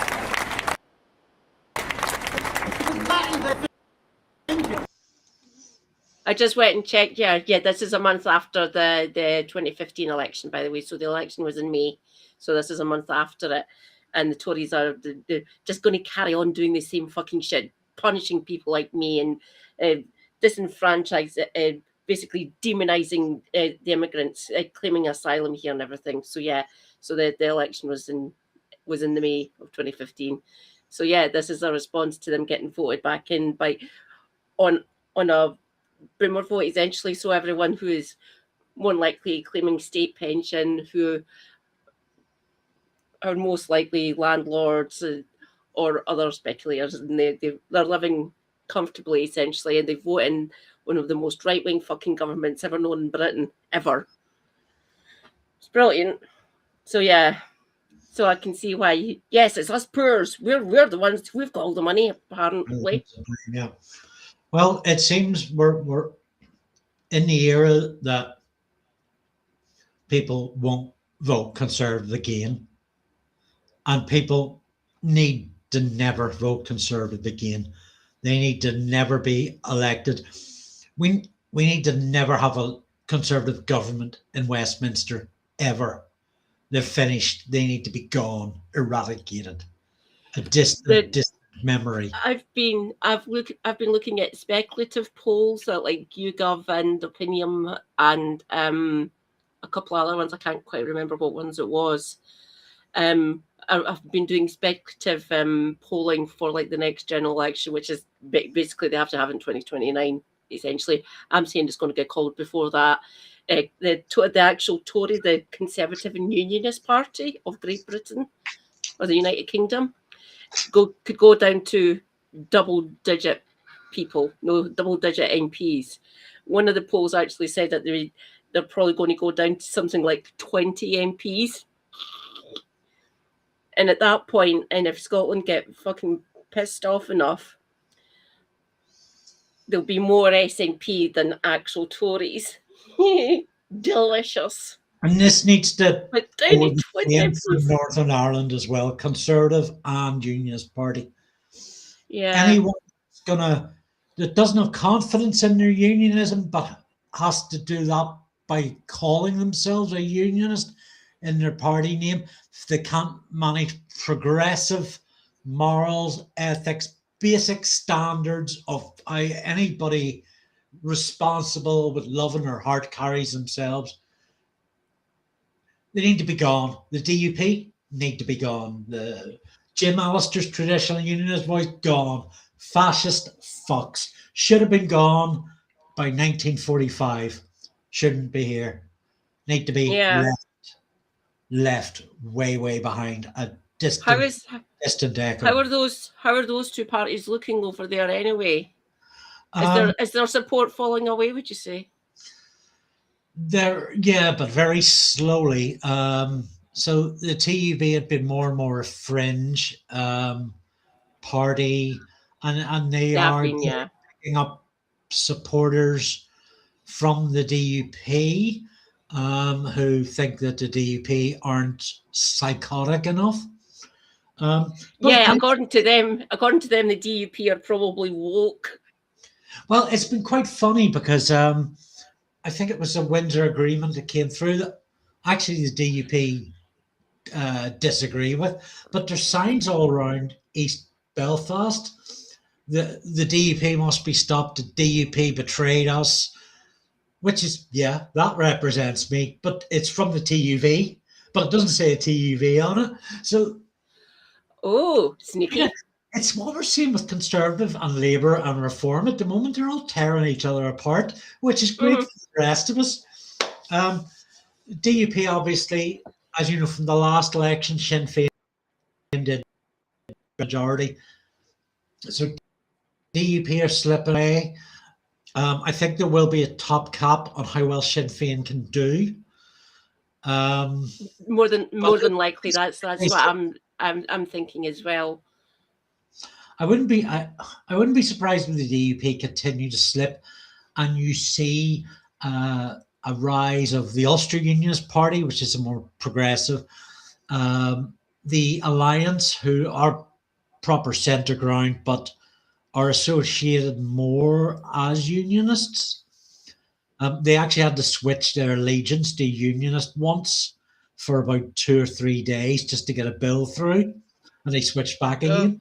And they were quite transparent. That's why they were doing it, because Good Friday Agreement, beautiful and all, it means that Stormont is set up to make sure that a unionist party and a nationalist party always hold the majority. That's a sad truth. But maybe someday we'll get to Good Friday. That was one of the main tenets, wasn't it? They had to. So there was some sort of political harmony, I guess. I get it. So unfortunately, it does give a pass to the DUP and to Sinn Féin. Any knows of public opinion, he has always hated Poles. That's what I expected. Implicit, explicit. I've learned a new word tonight.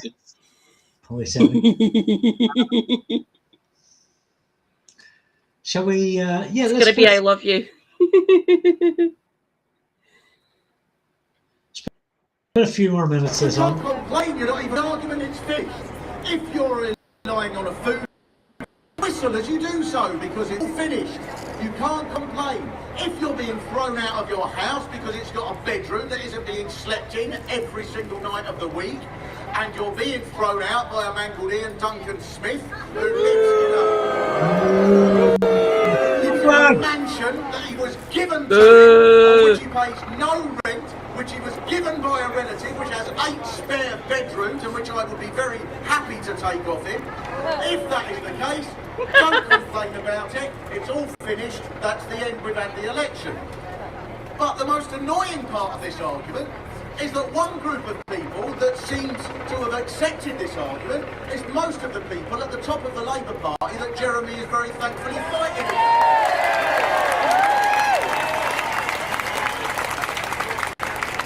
They seem to believe that the reason Labour lost the election was that they weren't pro-business enough. be the reason they lost. Maybe that's the case. The place they lost most of all, and most heavily, of course, was in Scotland. Maybe that's what happened. Labour went round to the council estates of Glasgow, and all the people in the council estate said, I'm not voting for you, because you are promising to abolish the non-dom tax evaders, and I've got 10 of them living in here. They're all of them want to set up a business and channel their money through the wife's account into the Cayman Islands. We're not voting for you. That presumably is the reason they lost their votes in Scotland. You Scots! In Brighton, the very marvellous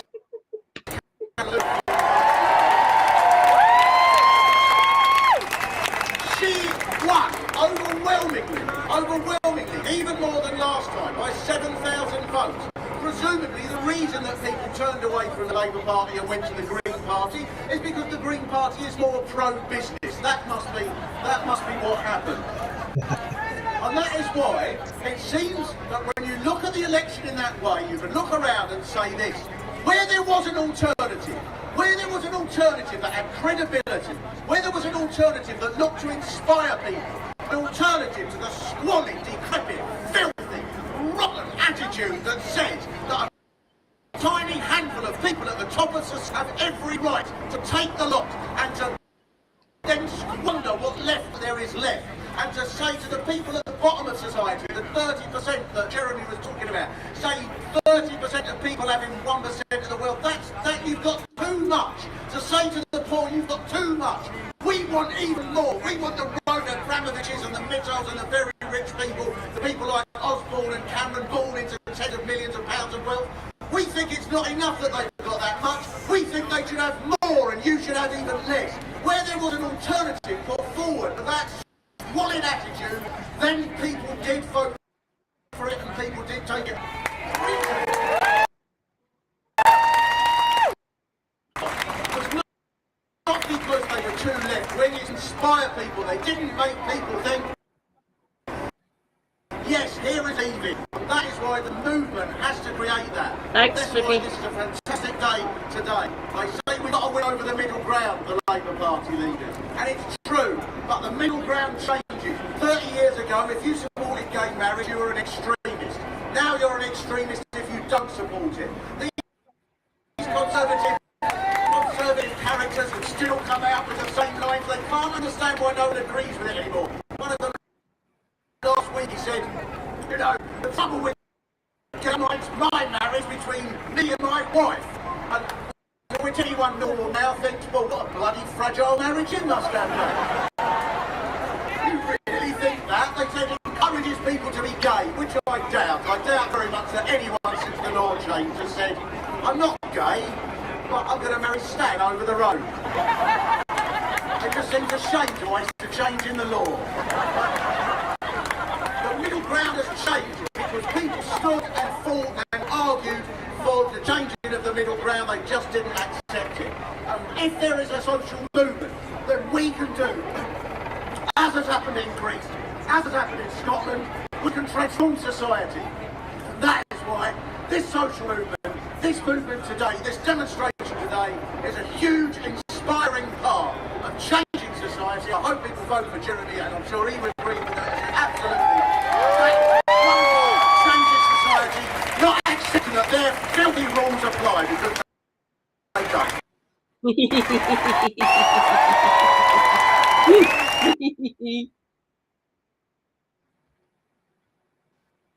Thank you, thank you, Mark Steele.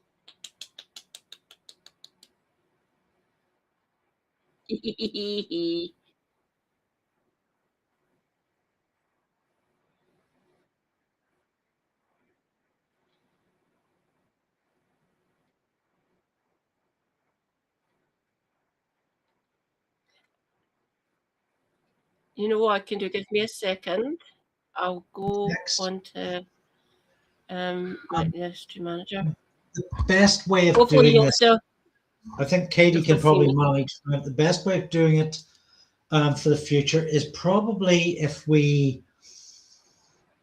you stick those links in the Katie's Discord or mine, just let us know they're there if we're doing it midstream.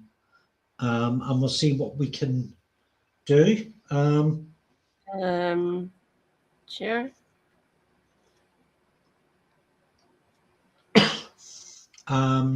I don't want to run up on. I was kind of hoping to be away about 1.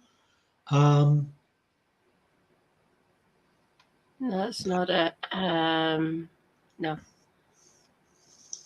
I'm going to ask Katie to choose a Mark Steele lecture for us to watch a bit of, or actually I will take suggestions from the rest of you. Oh, right. I can't do screen share, unfortunately. I can't do screen share, which is odd. Oh, interesting. Irritating. There you go. Right.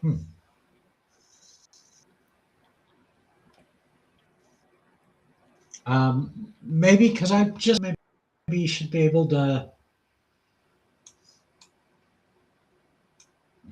Okay, so who have we got? I'm going to read out a list, and Katie and Chatters are going to vote.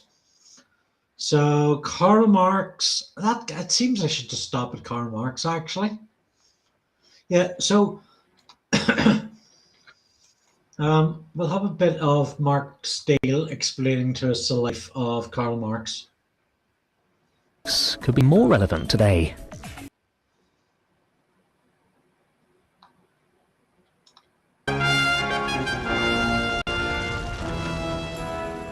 Few things can be more obvious than the fact that Marx was wrong.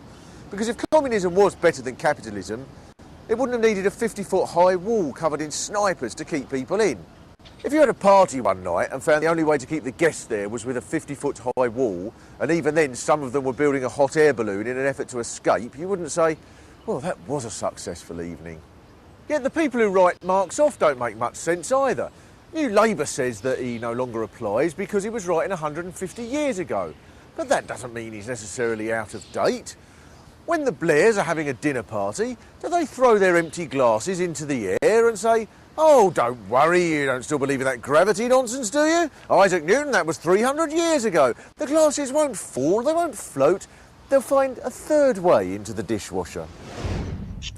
In this programme, I'm going to suggest that there's very little in the modern world that would surprise Marx apart from his own reputation, and that he wouldn't have been very flattered by the regimes that were set up in his own name.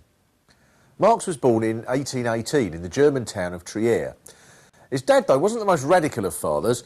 At balls, he would raise a toast to the King of Prussia in the fullness of his omnipotence, presumably while Karl stood there going, oh, Dad. When Marx was 20, his dad died, but Marx was in Berlin and decided not to go to the funeral. As a student, Marx learnt several languages, he became familiar with Shakespeare, he learned anything connected with ancient Rome or Greece, and he became a bit weird about that, writing at one point, as a relaxation in the evenings, I have been reading Appian on the Roman civil wars, in the original Greek. As relaxation? Why didn't he get a video and roll a joint like everybody else? At 5, Marx went to Bonn to study law, and from there to Berlin.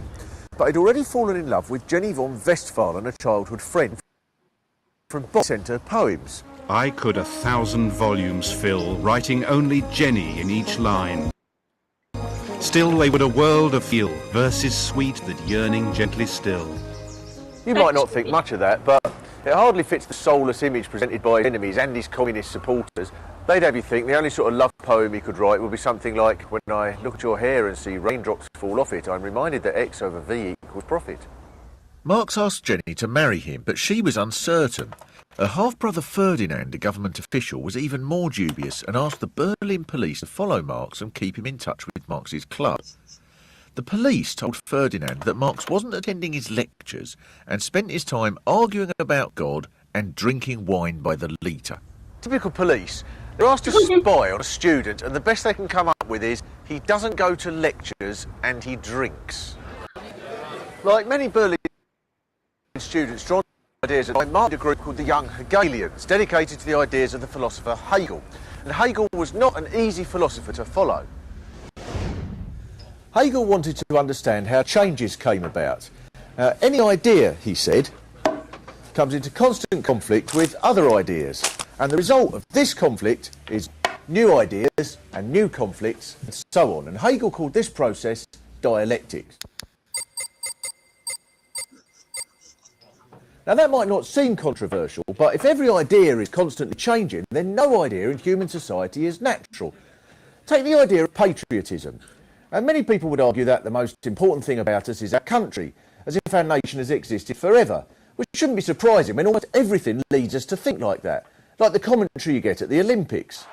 And Dyson looking very strong indeed for Great Britain. He's coming up the strut and he's looking extremely comfortable. Davidson, and he's picking up the pace and they come to the finishing line. It's Davidson in 7th place. The winner's an American and a Swede have broken a couple of crowds. But what a run from Davidson. An American is But looked at dialectically, the idea of England or Britain is a very recent concept. I'll take another example, language. You get people who write letters into papers like the Daily Telegraph that go, "Dear Sir, I was recently travelling on a bus, whereupon I had the misfortune to hear some teenagers using the word in it.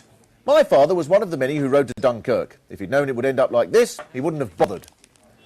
But looked at dialectically, the idea of a proper, it's constantly changing. You might as well say, why do we never hear the word forsooth anymore? That's the trouble with people born after 1604, no respect. So Hegel's saying that everything, nations, language, family units, take place out of constant change, and there's nothing natural about any of them. But then he went on to argue that this change is a continuing process. And most of the time it happens behind the surface, invisible. So take a potato. You can look at a potato all day and it won't appear to change. But beneath the surface it's gradually rotting. It doesn't rot for a day and then have a rest from rotting. It rots continuously until one day it falls apart in an apparently sudden change. Some shops should have a sign over the vegetable counter. This applies to human society. If you look behind the surface of any social upheaval build up, people becoming frustrated when they're ready to burst with rage. But if you look at the same event undialectically, you only see the sudden outburst, which is why politicians and the press usually blame any disturbance on outside agitators. It's a good job scientists don't take this attitude. See, just a moment ago, the water was quite contented, but molecules from outside the area must have spread propaganda, urging the water to turn into steam. Marx agreed with this, but concluded that there was a flaw with Hegel's theory, because for Hegel, changes in society were driven by ideas. And in this sense, Marx said, Hegel was upside down, because it's not the ideas in our head that determine the lives we lead, it's the lives we lead that determine our ideas. For example, there's religion. It's often assumed that Marx hated religion, as illustrated by his line about the opium of the people. But his starting point was that religion, like other ideas, is a product of the environment. So, for example, Christianity and Islam grew because they opposed the religions of the ruling empires. So Marx was sympathetic to religion. The whole quote was, "Religion is the sigh of the oppressed creatures, the heart of a heartless world, the soul of soulless conditions. It is the opium of the people." The trouble... Cool. So those are, let me just bring up Mark's webpage again. So yeah, I don't want to risk copyright, but as I said earlier, Mark made sure that where he can skirt copyright, there'll be there'll be something up on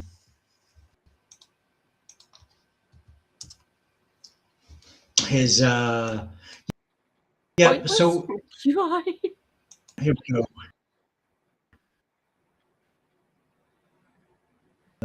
Oh, sorry, it keeps. Oh, yes.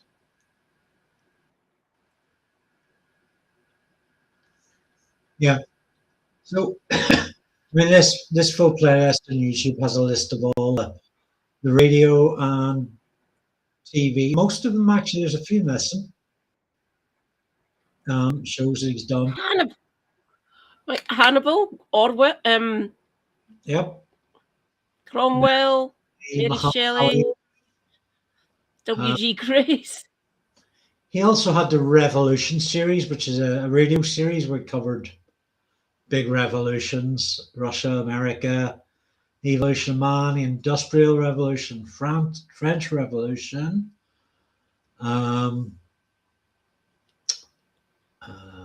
Mark Steele's Solution is another radio series. Wow. Charity. Media. Oh. Immigration. School. Crime. Judges.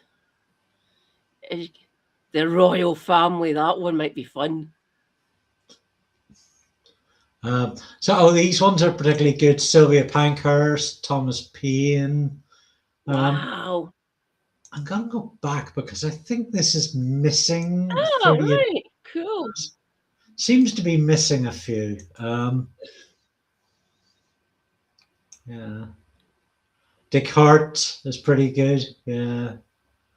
Bonaparte, Ludwig van. I'd be tempted by that Cromwell one. Evolution of Man, brilliant. The Mary Shelley one, I think that's a radio one, quite possibly. Very, very good. Mary Shelley.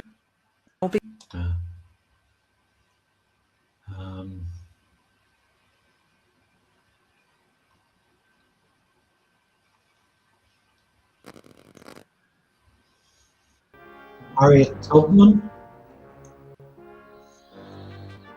Wow. That Harriet Tubman one might be quite good as well. If anyone can, read Mary Shelley. She's really quite good. There were even more conditions, so she fled to Norway. Then the government introduced a new law that said if a woman in prison went on hunger strike, they would be released and then rearrested again as soon as they'd had something to eat.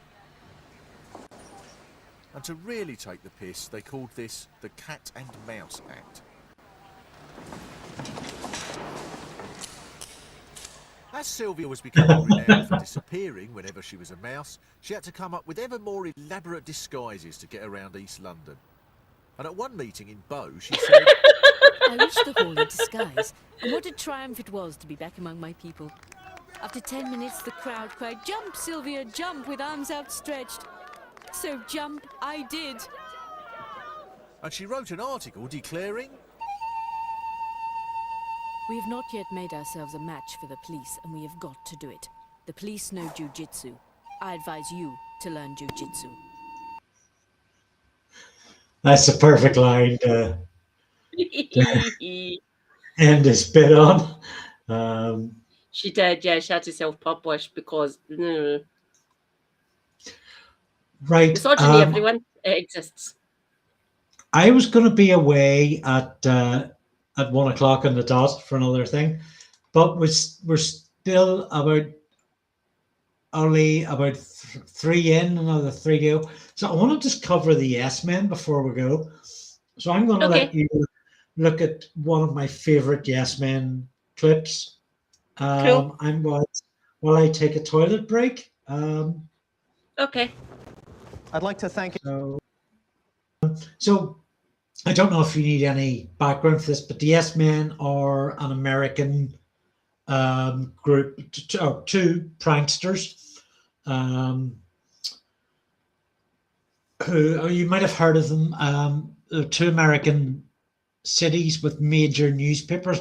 I think it might have been the Wall Street Journal and the New York Post, where they printed up fake copies and distributed them all across major parts of the city with one full of utopian headlines, utopian articles, and the other full of damning stuff that no newspaper would ever have the balls to publish. But for a while in the early 2000s, they managed to get a website domain for the World Health Organization, very similar to theirs, and they built it to look very similar to the World Health Organization's website. Or sorry, World Trade Organization. World Trade, WTO. WTO. So with this, they got into a ton of mischief. And this is what I'm going to show you now. Post-consumer waste recycling program. Thank you everybody for coming. You have many education choices, and we're all grateful at the WTO that you have chosen to listen to us for an hour and to our messages about things that will impact everyone. I'd like to say that by joining us here, you're essentially embarking with us on a mission. I'd like to start right at the beginning. As I was saying, trade liberalization is a project of faith. It's a crusade. And in any crusade, there are problems. There are invading armies, there are big blockades. And one of the problems that we run into in this crusade is starvation in the third world. You may recognize that symbol from those green bins you see, you know, where cans, bottles, blah, blah. The kind of recycling I'm talking about that we have developed at the WTO is not really this irrelevant kind of recycling where the target consumers like you and me of non-edible industrial products is such a tiny part of the problem. Rather, we're working about really recycle counts where it counts. To begin to understand the theory behind this, you must first realize that the human body is not really very efficient. When only about 20% of the nutrients by the alimentary passage, while the other 80% finds itself expelled in post-consumption. Already 20 years ago, NASA scientists began to tap into this nutritional gold mine by developing filters that could transform their astronauts' waste into healthy, hygienic, and even delicious food once again. Technology, a single hamburger, for example, can be eaten more than 10 times, providing a cumulative total of 3 times the nutritional value of the original fresh hamburger. Now, again, a certain amount of cultural openness is required as we invent solutions. And I'd love to take any questions. Yes, you've been... Coming from a third world country, I found most of what you said pretty offensive. It's as if everyone is equal, but some are more equal than others. And who is to say whether people in the third world want a burger? You know, I in my heart sometimes find it to agree that cultures deserve equal consideration, perhaps to develop on their own terms, but, you know, we're different. We're culturally different. We're rich, they're poor. This is the most humane solution we can come up with that stays within the market logic. If it's all right, I could answer a portion of that question as well. And this answers the question about desire for the product, because the growth area is the developing world.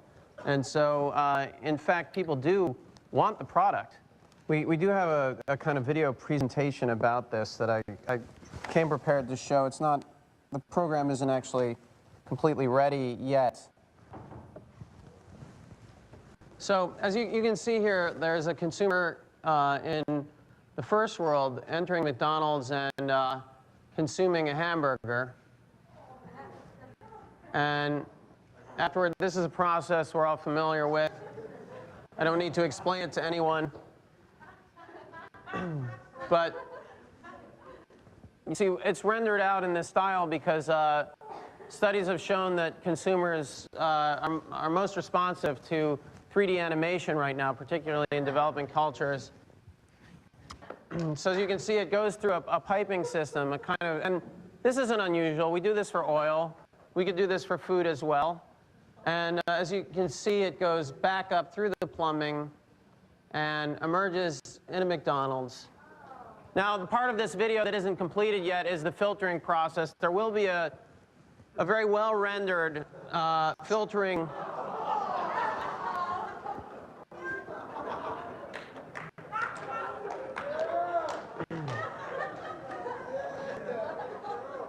and as you can see, that might answer somebody's question from before, but McDonald's in a developing country, and in fact in this country as well, you would be able to choose the number 1, number 2, number 3, number 4, and number 5 would no longer refer to combinations of food, but rather just the number of times the product had been recycled.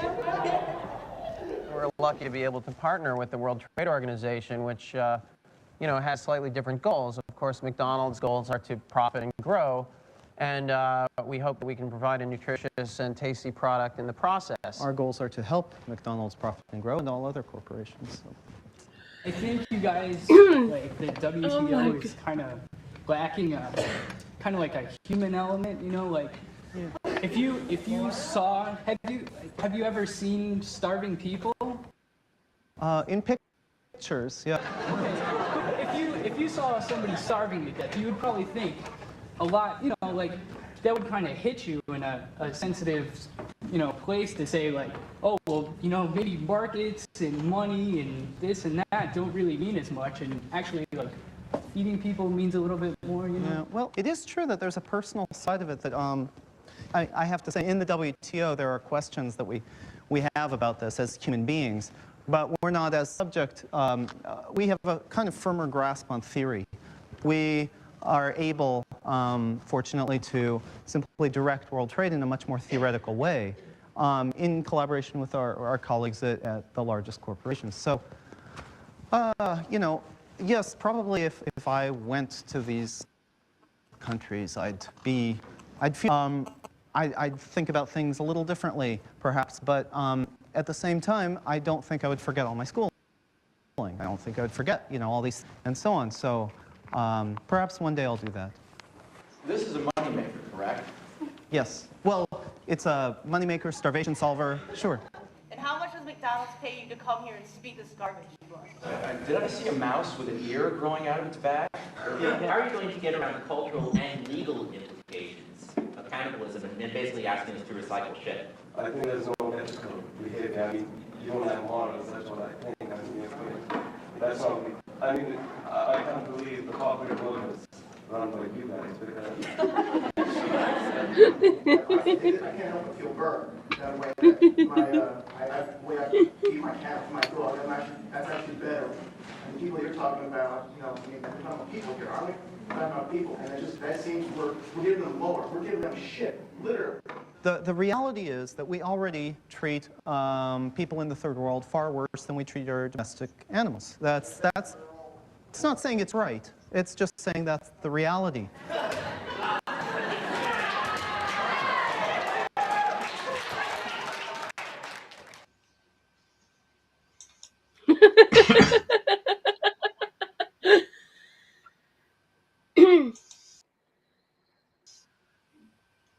Oh my God. They're major pranksters. So there's been, excuse me, I'll see if I can, sorry, bit of wind, bit of raspberry. There's been three films made about these two guys. The Yes-Men 2003, The Yes-Men Fix the World 2009, and The Yes-Men Are Revolting 2014. And as far as I remember, It's been revolting. At least two of these films are up for free on YouTube. If you search around, hit the over 20 minutes feature. So they've pulled a number of skits. I mean, they had, as well as having the World Trade Organization a website with a similar URL, they also had gwbush.com,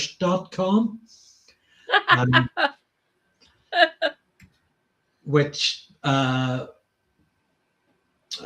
again sort of created a page very much like Bush's own, but did things like asked supporters to sign a Patriot pledge, agreeing to keep nuclear waste in their backyards and to send their children to war. It actually drove George W.'s campaign. People got in touch and found out that the Yes-Men had a tip to them that they were kind of being watched, and George W. Bush asked what he thought of it.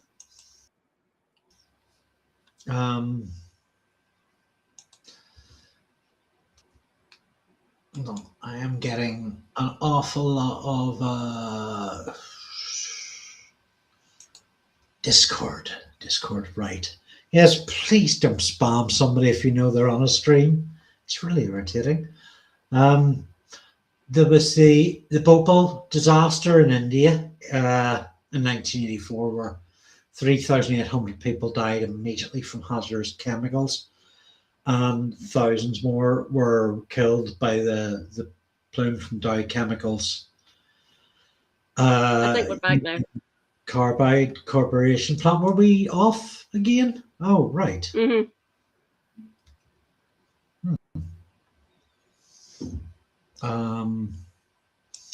Yeah, so there was I'll just repeat what I just said. There was the Dow Chemical disaster in 1984, where 3,800 people were killed as a result of the Dow Chemical disaster. The two guys that make up the Yes Men,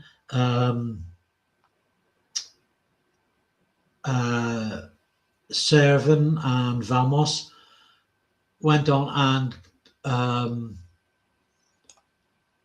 claimed they had a Dow Chemical website, and they said they had no intention of repairing the damage.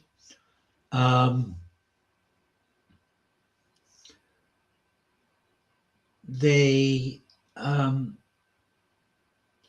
got a big backlash from the company, so the S-Men decided to pressure them further, and one of the two guys, being they're such great actors, they're such great tricksters, went on BBC World News claiming to be from Dow Chemical and announced that the company had planned to liquidate Union Carbide and use the resulting 12 billion to pay for medical care, clean up the sites, pay and fund research into the hazards of other Dow products. That's good.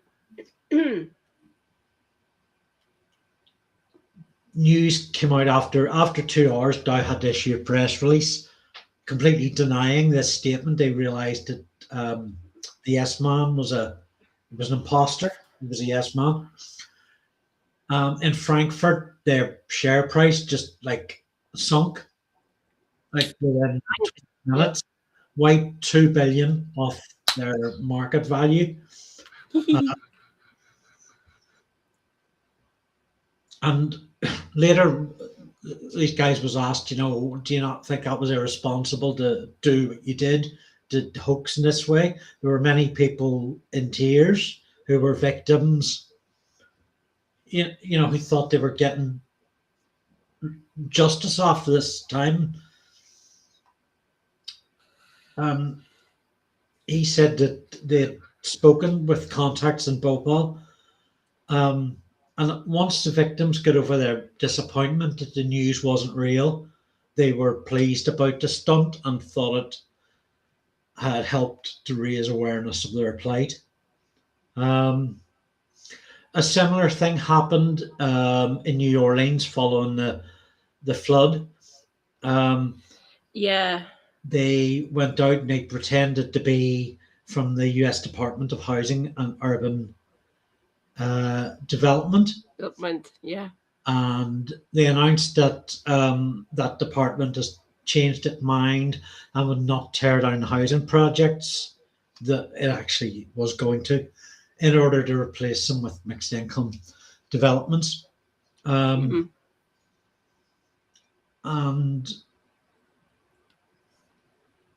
the idea of this prank was to call the attention to the lack of affordable housing. And they had a resident from New Orleans told them, do whatever is most effective, do it. Don't worry about how it affects us.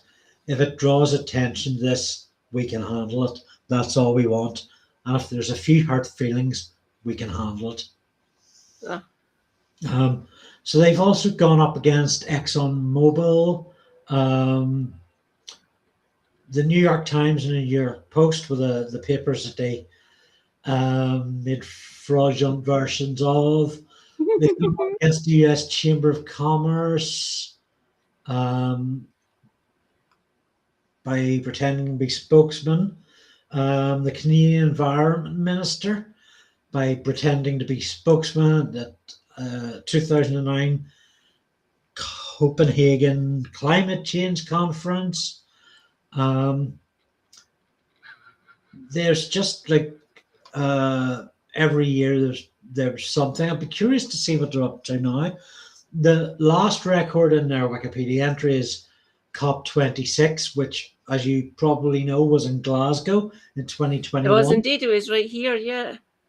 So the pranksters shared news of a private jet interior design company's membership in the UN's Race for Zero program, convincing some that they trolled the gathering by getting their fake company admitted. The prank was highlighting the absurdity that such a company actually exists and is a member of a net zero program.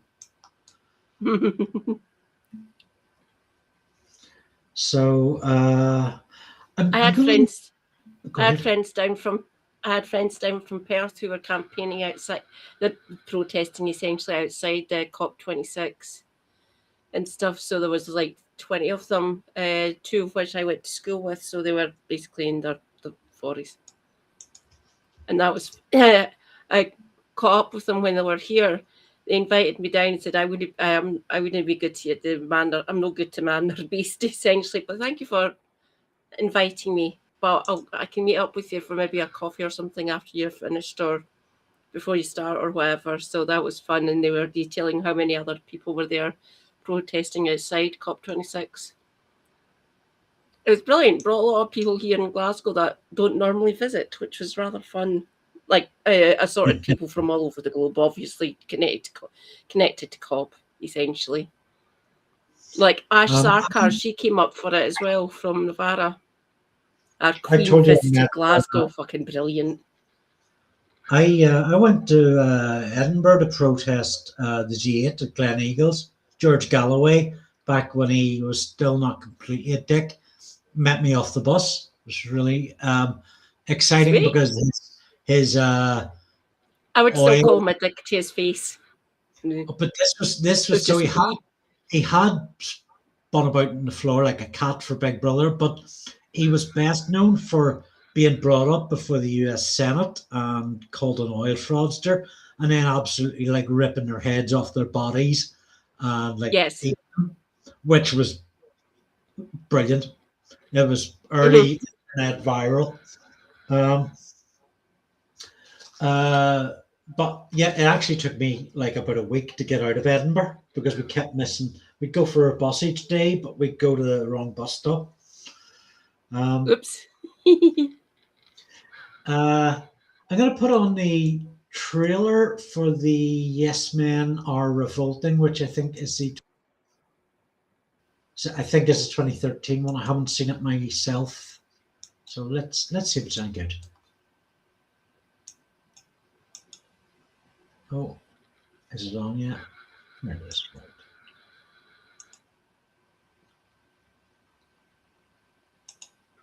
My name is Dick Impala. I'm with Environment Canada. You don't really work for Environment Canada, do you? We're in Uganda. Here, a flooded route means people die. Young people are Aiming to overthrow the U.S. financial system. Get the ball! Get the ball! We've been working with the Yes Men. The Yes Men! The Yes Men. They're an activist group of pranksters. So go towards the machine gun and then left and you'll be at the UN. Everything will be fine. It's not the way most people protest, but it's our way to say no to corporate greed. I'm Eric Wolfschlegel. I'm with the U.S. Chamber of Commerce. Are you here representing the U.S. Chamber of Commerce? Yes, I am. This guy is a fraud. He's lying. Can I see your business card? Can I see yours? Scientists are telling us this is the last chance to make a stand. This is Hurricane Sandy. So what do we do?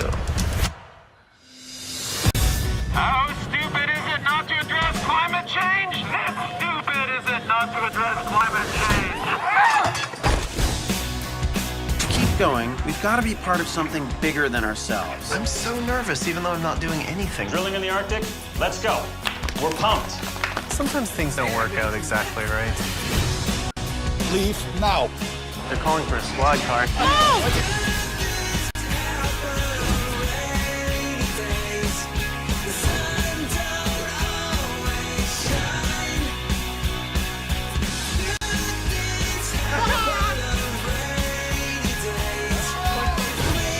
We have to get costumes. Oh my God. My head is gonna be right up your ass. Oh, sorry. Oh, right in the eye. Fantastic.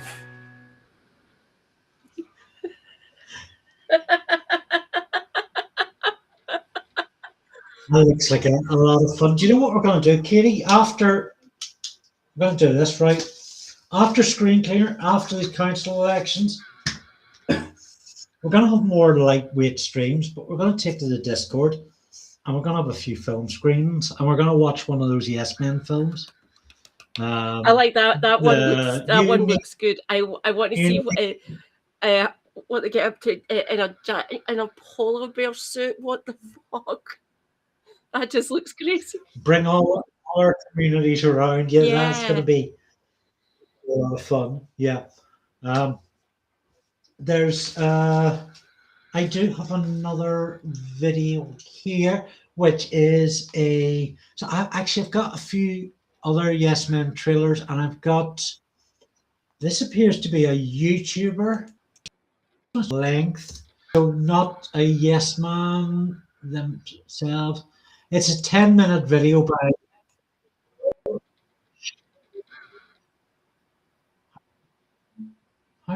there we go, right. Sorry, I had no idea that was so loud and I couldn't seem to stop it.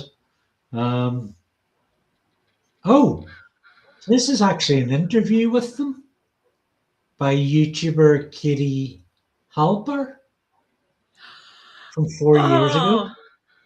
It's called Halliburton Punked by the Yes Men.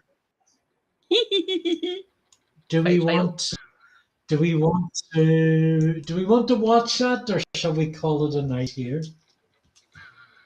Entirely up to your good self. I'll be carrying on anyway on my stream. So yeah, I'm cool with it if you're okay.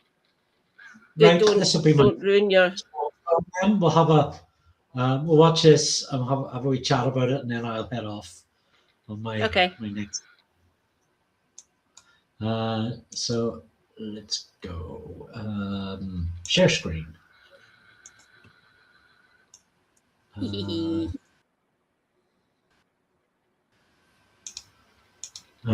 gonna, if anybody would like to go over there at any point and give it a like or a subscription. Has it come up yet? Screen share hasn't come up. Can you see it yet? I've got it. I can see it. I can see way. it. Yeah. Can see it. See it. Okay. Oh, it's playing already. Okay.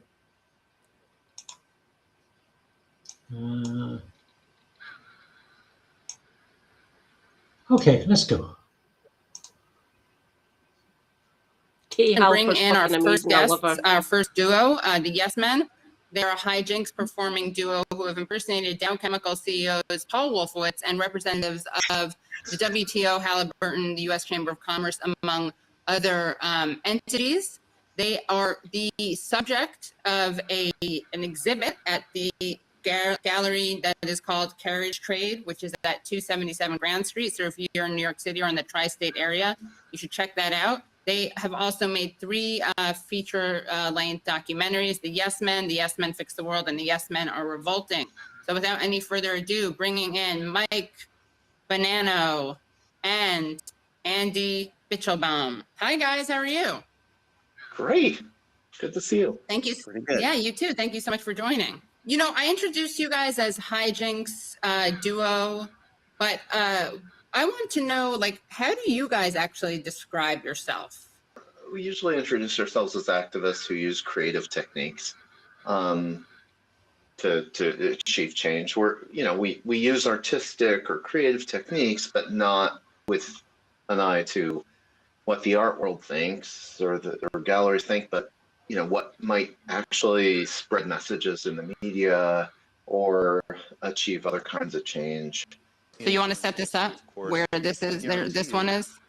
Oops. Oh, yeah. So this is set in Amelia Island, Florida, at I think the Ritz-Carlton Hotel, and it's a conference on catastrophic loss, which is the insurance industry's term for losses that run into the billions of dollars, like really, really big insurance problems.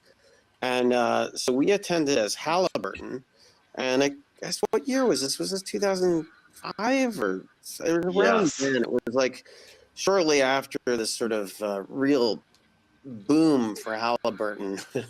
They got all of this infusion for their military operations. They'd previously been, an oil services company that then grew under Dick Cheney into an all kinds of things company, including a lot of like military contracting. And, with the attendant explosions in Iraq and the invasion of Iraq and Afghanistan, they were doing really well. So this was we attended this conference as Halliburton, and we went there to announce the solution. This was just after Hurricane Katrina, so it was 2005. And so we were announcing Halliburton's solution to the problems of climate change, the problems that are brought on by these catastrophic weather events that cause catastrophic loss. Invited to speak on this panel. A lot of you work with the insurance industry, of course. Insurance has become extremely worried about some grave new dangers to people that we're seeing in the world around us today. And I'm, of course, talking about climate change and the disasters that it brings. But I can personally guarantee you that level heads will always be able to turn lemons into lemonade. Consider the Black Plague. This was an unspeakably rotten event, of course, in which 1/3 of the population died in great agony. No one, of course, would wish such a thing on any civilization. Yet without it, without the Black Plague, the old business models of Europe would never have been overturned by the entrepreneurs of the Renaissance. And what would the world be without the Mona Lisa? For those of us in positions of responsibility, however, who might have to take charge in a crisis, even more innovative solutions are necessary.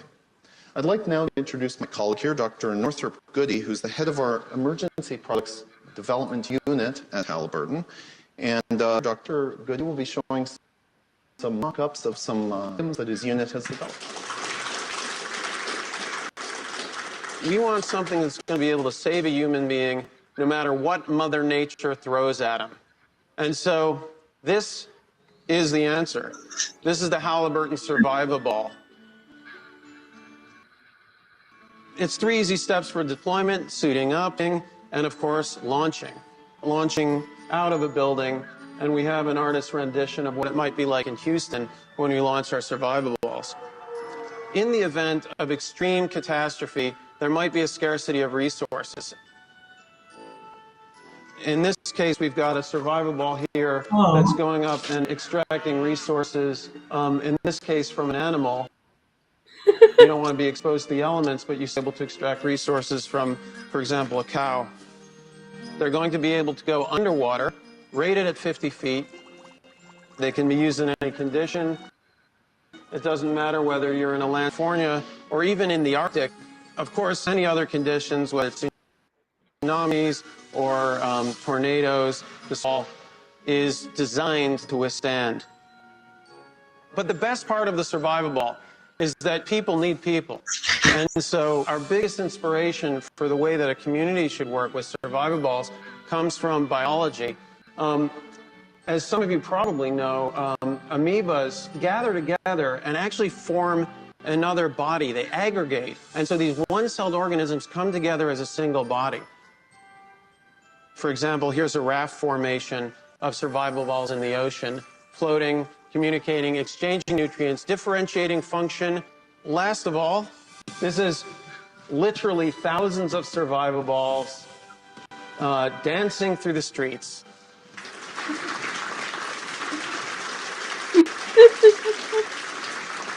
And we'll be happy to take any questions. So if there are any more technical ones for Northrop here or general ones.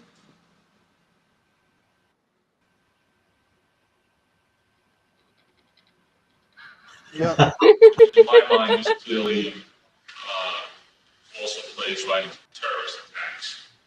What kind of defense mechanisms being envisioned against biological If you could demonstrate the turtle position, please, that would be great. Basically, if you duck down, I'll assume you'll have some kind of bubble mask or something. yeah, visor, heads-up display, the whole thing. Very cool. To me, it was just the way it fit. Was probably if you're ever going to make them, so people like want to wear them for a long time, you have more cushioning or something. Yeah. But I can imagine they'd be pretty darn expensive to make yours really market them. Well, yeah. Although I guess the people, most of the, the price should be no object, right? And if you're getting for, say, the that's right. cabinet, to pick a, Hi. Oh. Arthur. Gary, how are you? One of the things that we're trying to do is modeling of terrorism around the world. So, and this is clearly, something that plays right into that kind of an event. Well, it does. That's it. It's much more so than, Katrina. Yeah. Yeah. Well, I mean, how do you guys keep straight faces? It's natural because the people you're talking to are playing their roles perfectly. So you just kind of get swept into their roles, your role. They see you as who you're listed on the program as, and they're talking to you, and you're from Halliburton, and so you just, great. They believe it, you believe it. It's natural. Do you ever almost lose it? Like just at yourself? No, because you think about the people who attend conferences like this or go on TV as PR representatives for big companies, they're not particularly talented. So if you start cracking up, you just pretend you're just having a fun, good-hearted chuckle. Having a ball. Yeah. Right. Just transition to this. I mean, there's this kind of funny thing where you can't fail, because people believe you are a real person. Right. So no matter what you do, it's still reality. It still works. And if you're nervous or anxious or weird, you're just, it's kind of in a way endearing, because then the representative is nervous and anxious and weird, which in a conference environment, people then try to actually help you because they kind of feel bad for you because they all identify with. Like if I'm Andy and being like, I'm out. If I'm like anxious or I'm fumbling something or there's a problem, people will help because they identify with you in that context. And you don't laugh about it because it just doesn't feel real when you're there. It's not, and nobody else is laughing. What's funny is to watch people's responses later. Right. Movies carefully, the reaction shots of people not laughing. Oh, hydrate. Thanks for the hydrate, Shadow. Watch back, There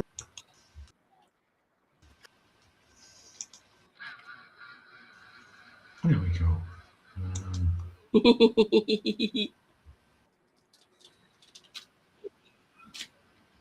Survivor balls. They look crazy. Yeah. So what do you think of that? One of those things. Just crazy. Yeah, that was a really good question by Katie there, oddly enough. Katie's a rather good people, with a few exceptions, obviously. But yeah, how do you keep a straight face? Really good. I had to spawn for humanity, but then again, I already did. Oh, wee Scott's dog. I feel you. I do. Really good question from her. Thank you, Katie. Much appreciated. Everyone, go and follow Katie Halper. She's great. She really is. I'll say again, some Katies are really based. Oh, do you know Katie's stuff? Yeah. I've followed her quite. I've followed her for a good few years now. Yeah, she's really good. I used to be a Patreon, but I'm a member on her YouTube. She's really, I like Katie a lot. That video she's very outspoken about Israel because reasons. Obviously, most right-thinking people are against what's happening in the Levant. Obviously. Okay, that double recommendation has just given her a subscription. Oh, thank you. Yeah, she's really good.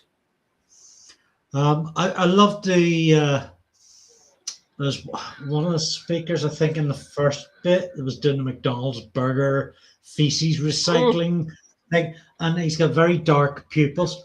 Just the straightness of his face, the seriousness and intensity while he's explaining this very madcap, ridiculous notion that nobody could believe.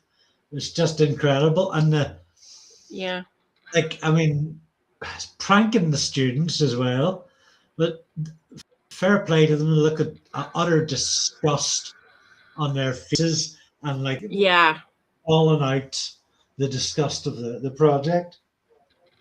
I bet the science and biology majors in that audience were probably that's not how the GI tract works. It's expelled for a reason. Please, anyone, don't do this. That is a joke.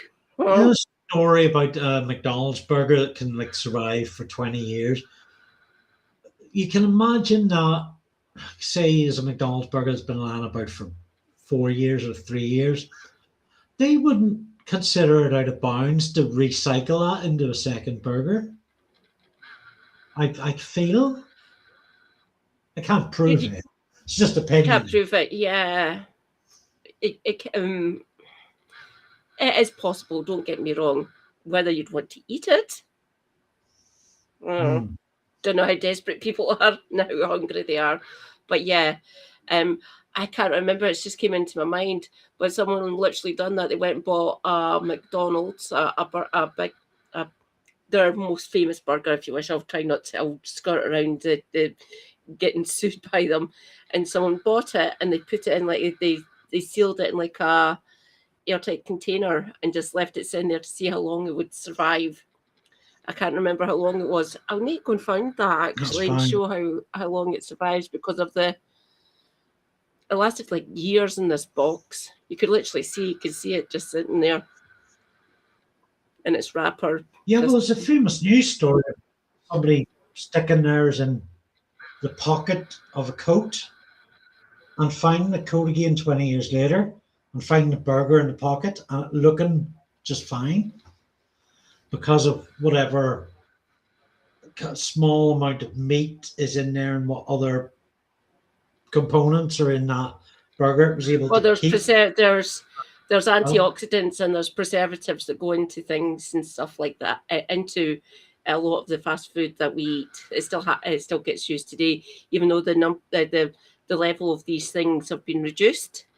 They still exist, and some of your fast food franchises, I will name no names, they will last for a while at least. I don't know. Well, local wherever I can. That might be an idea. Super Size Me. Is he a comedian? Morgan Spurlock.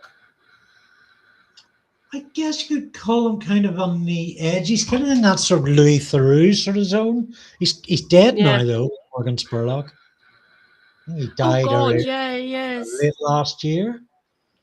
And it came out that some dodgy stuff about him came out. One of the lesser dodgy things came out was that he fabricated a lot of data for that film. Did he? Oh. Yeah. Ignore me then. I don't know. But there were two others. I just remember watching. Yeah. I think there was Michael Moore we never got around to, and I can't remember who. Oh, Joe Lycett. But maybe maybe there's scope for a sequel. Maybe we could fit a few other people in there. But I'm going to call it a night now. I have another live stream, and I'm probably going to go to sleep before that live stream ends. You do that, yeah. And Katie is going to continue. So go over to Katie's channel on Twitch or YouTube, which you should see. Twitch at least is in the address below. Give her a search on YouTube if you want to watch there. And thank you very much for joining us. It's been a good one as usual, Katie. We'll do something next week. Thank you, Andy.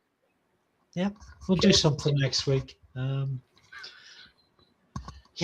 We can maybe talk about what I'm going to be doing tomorrow night, so we can do like a recap of what I'm going to be doing. So I'm of two minds whether to watch it live or not. So debate night, I can't remember what time it's probably going to be 7 o'clock.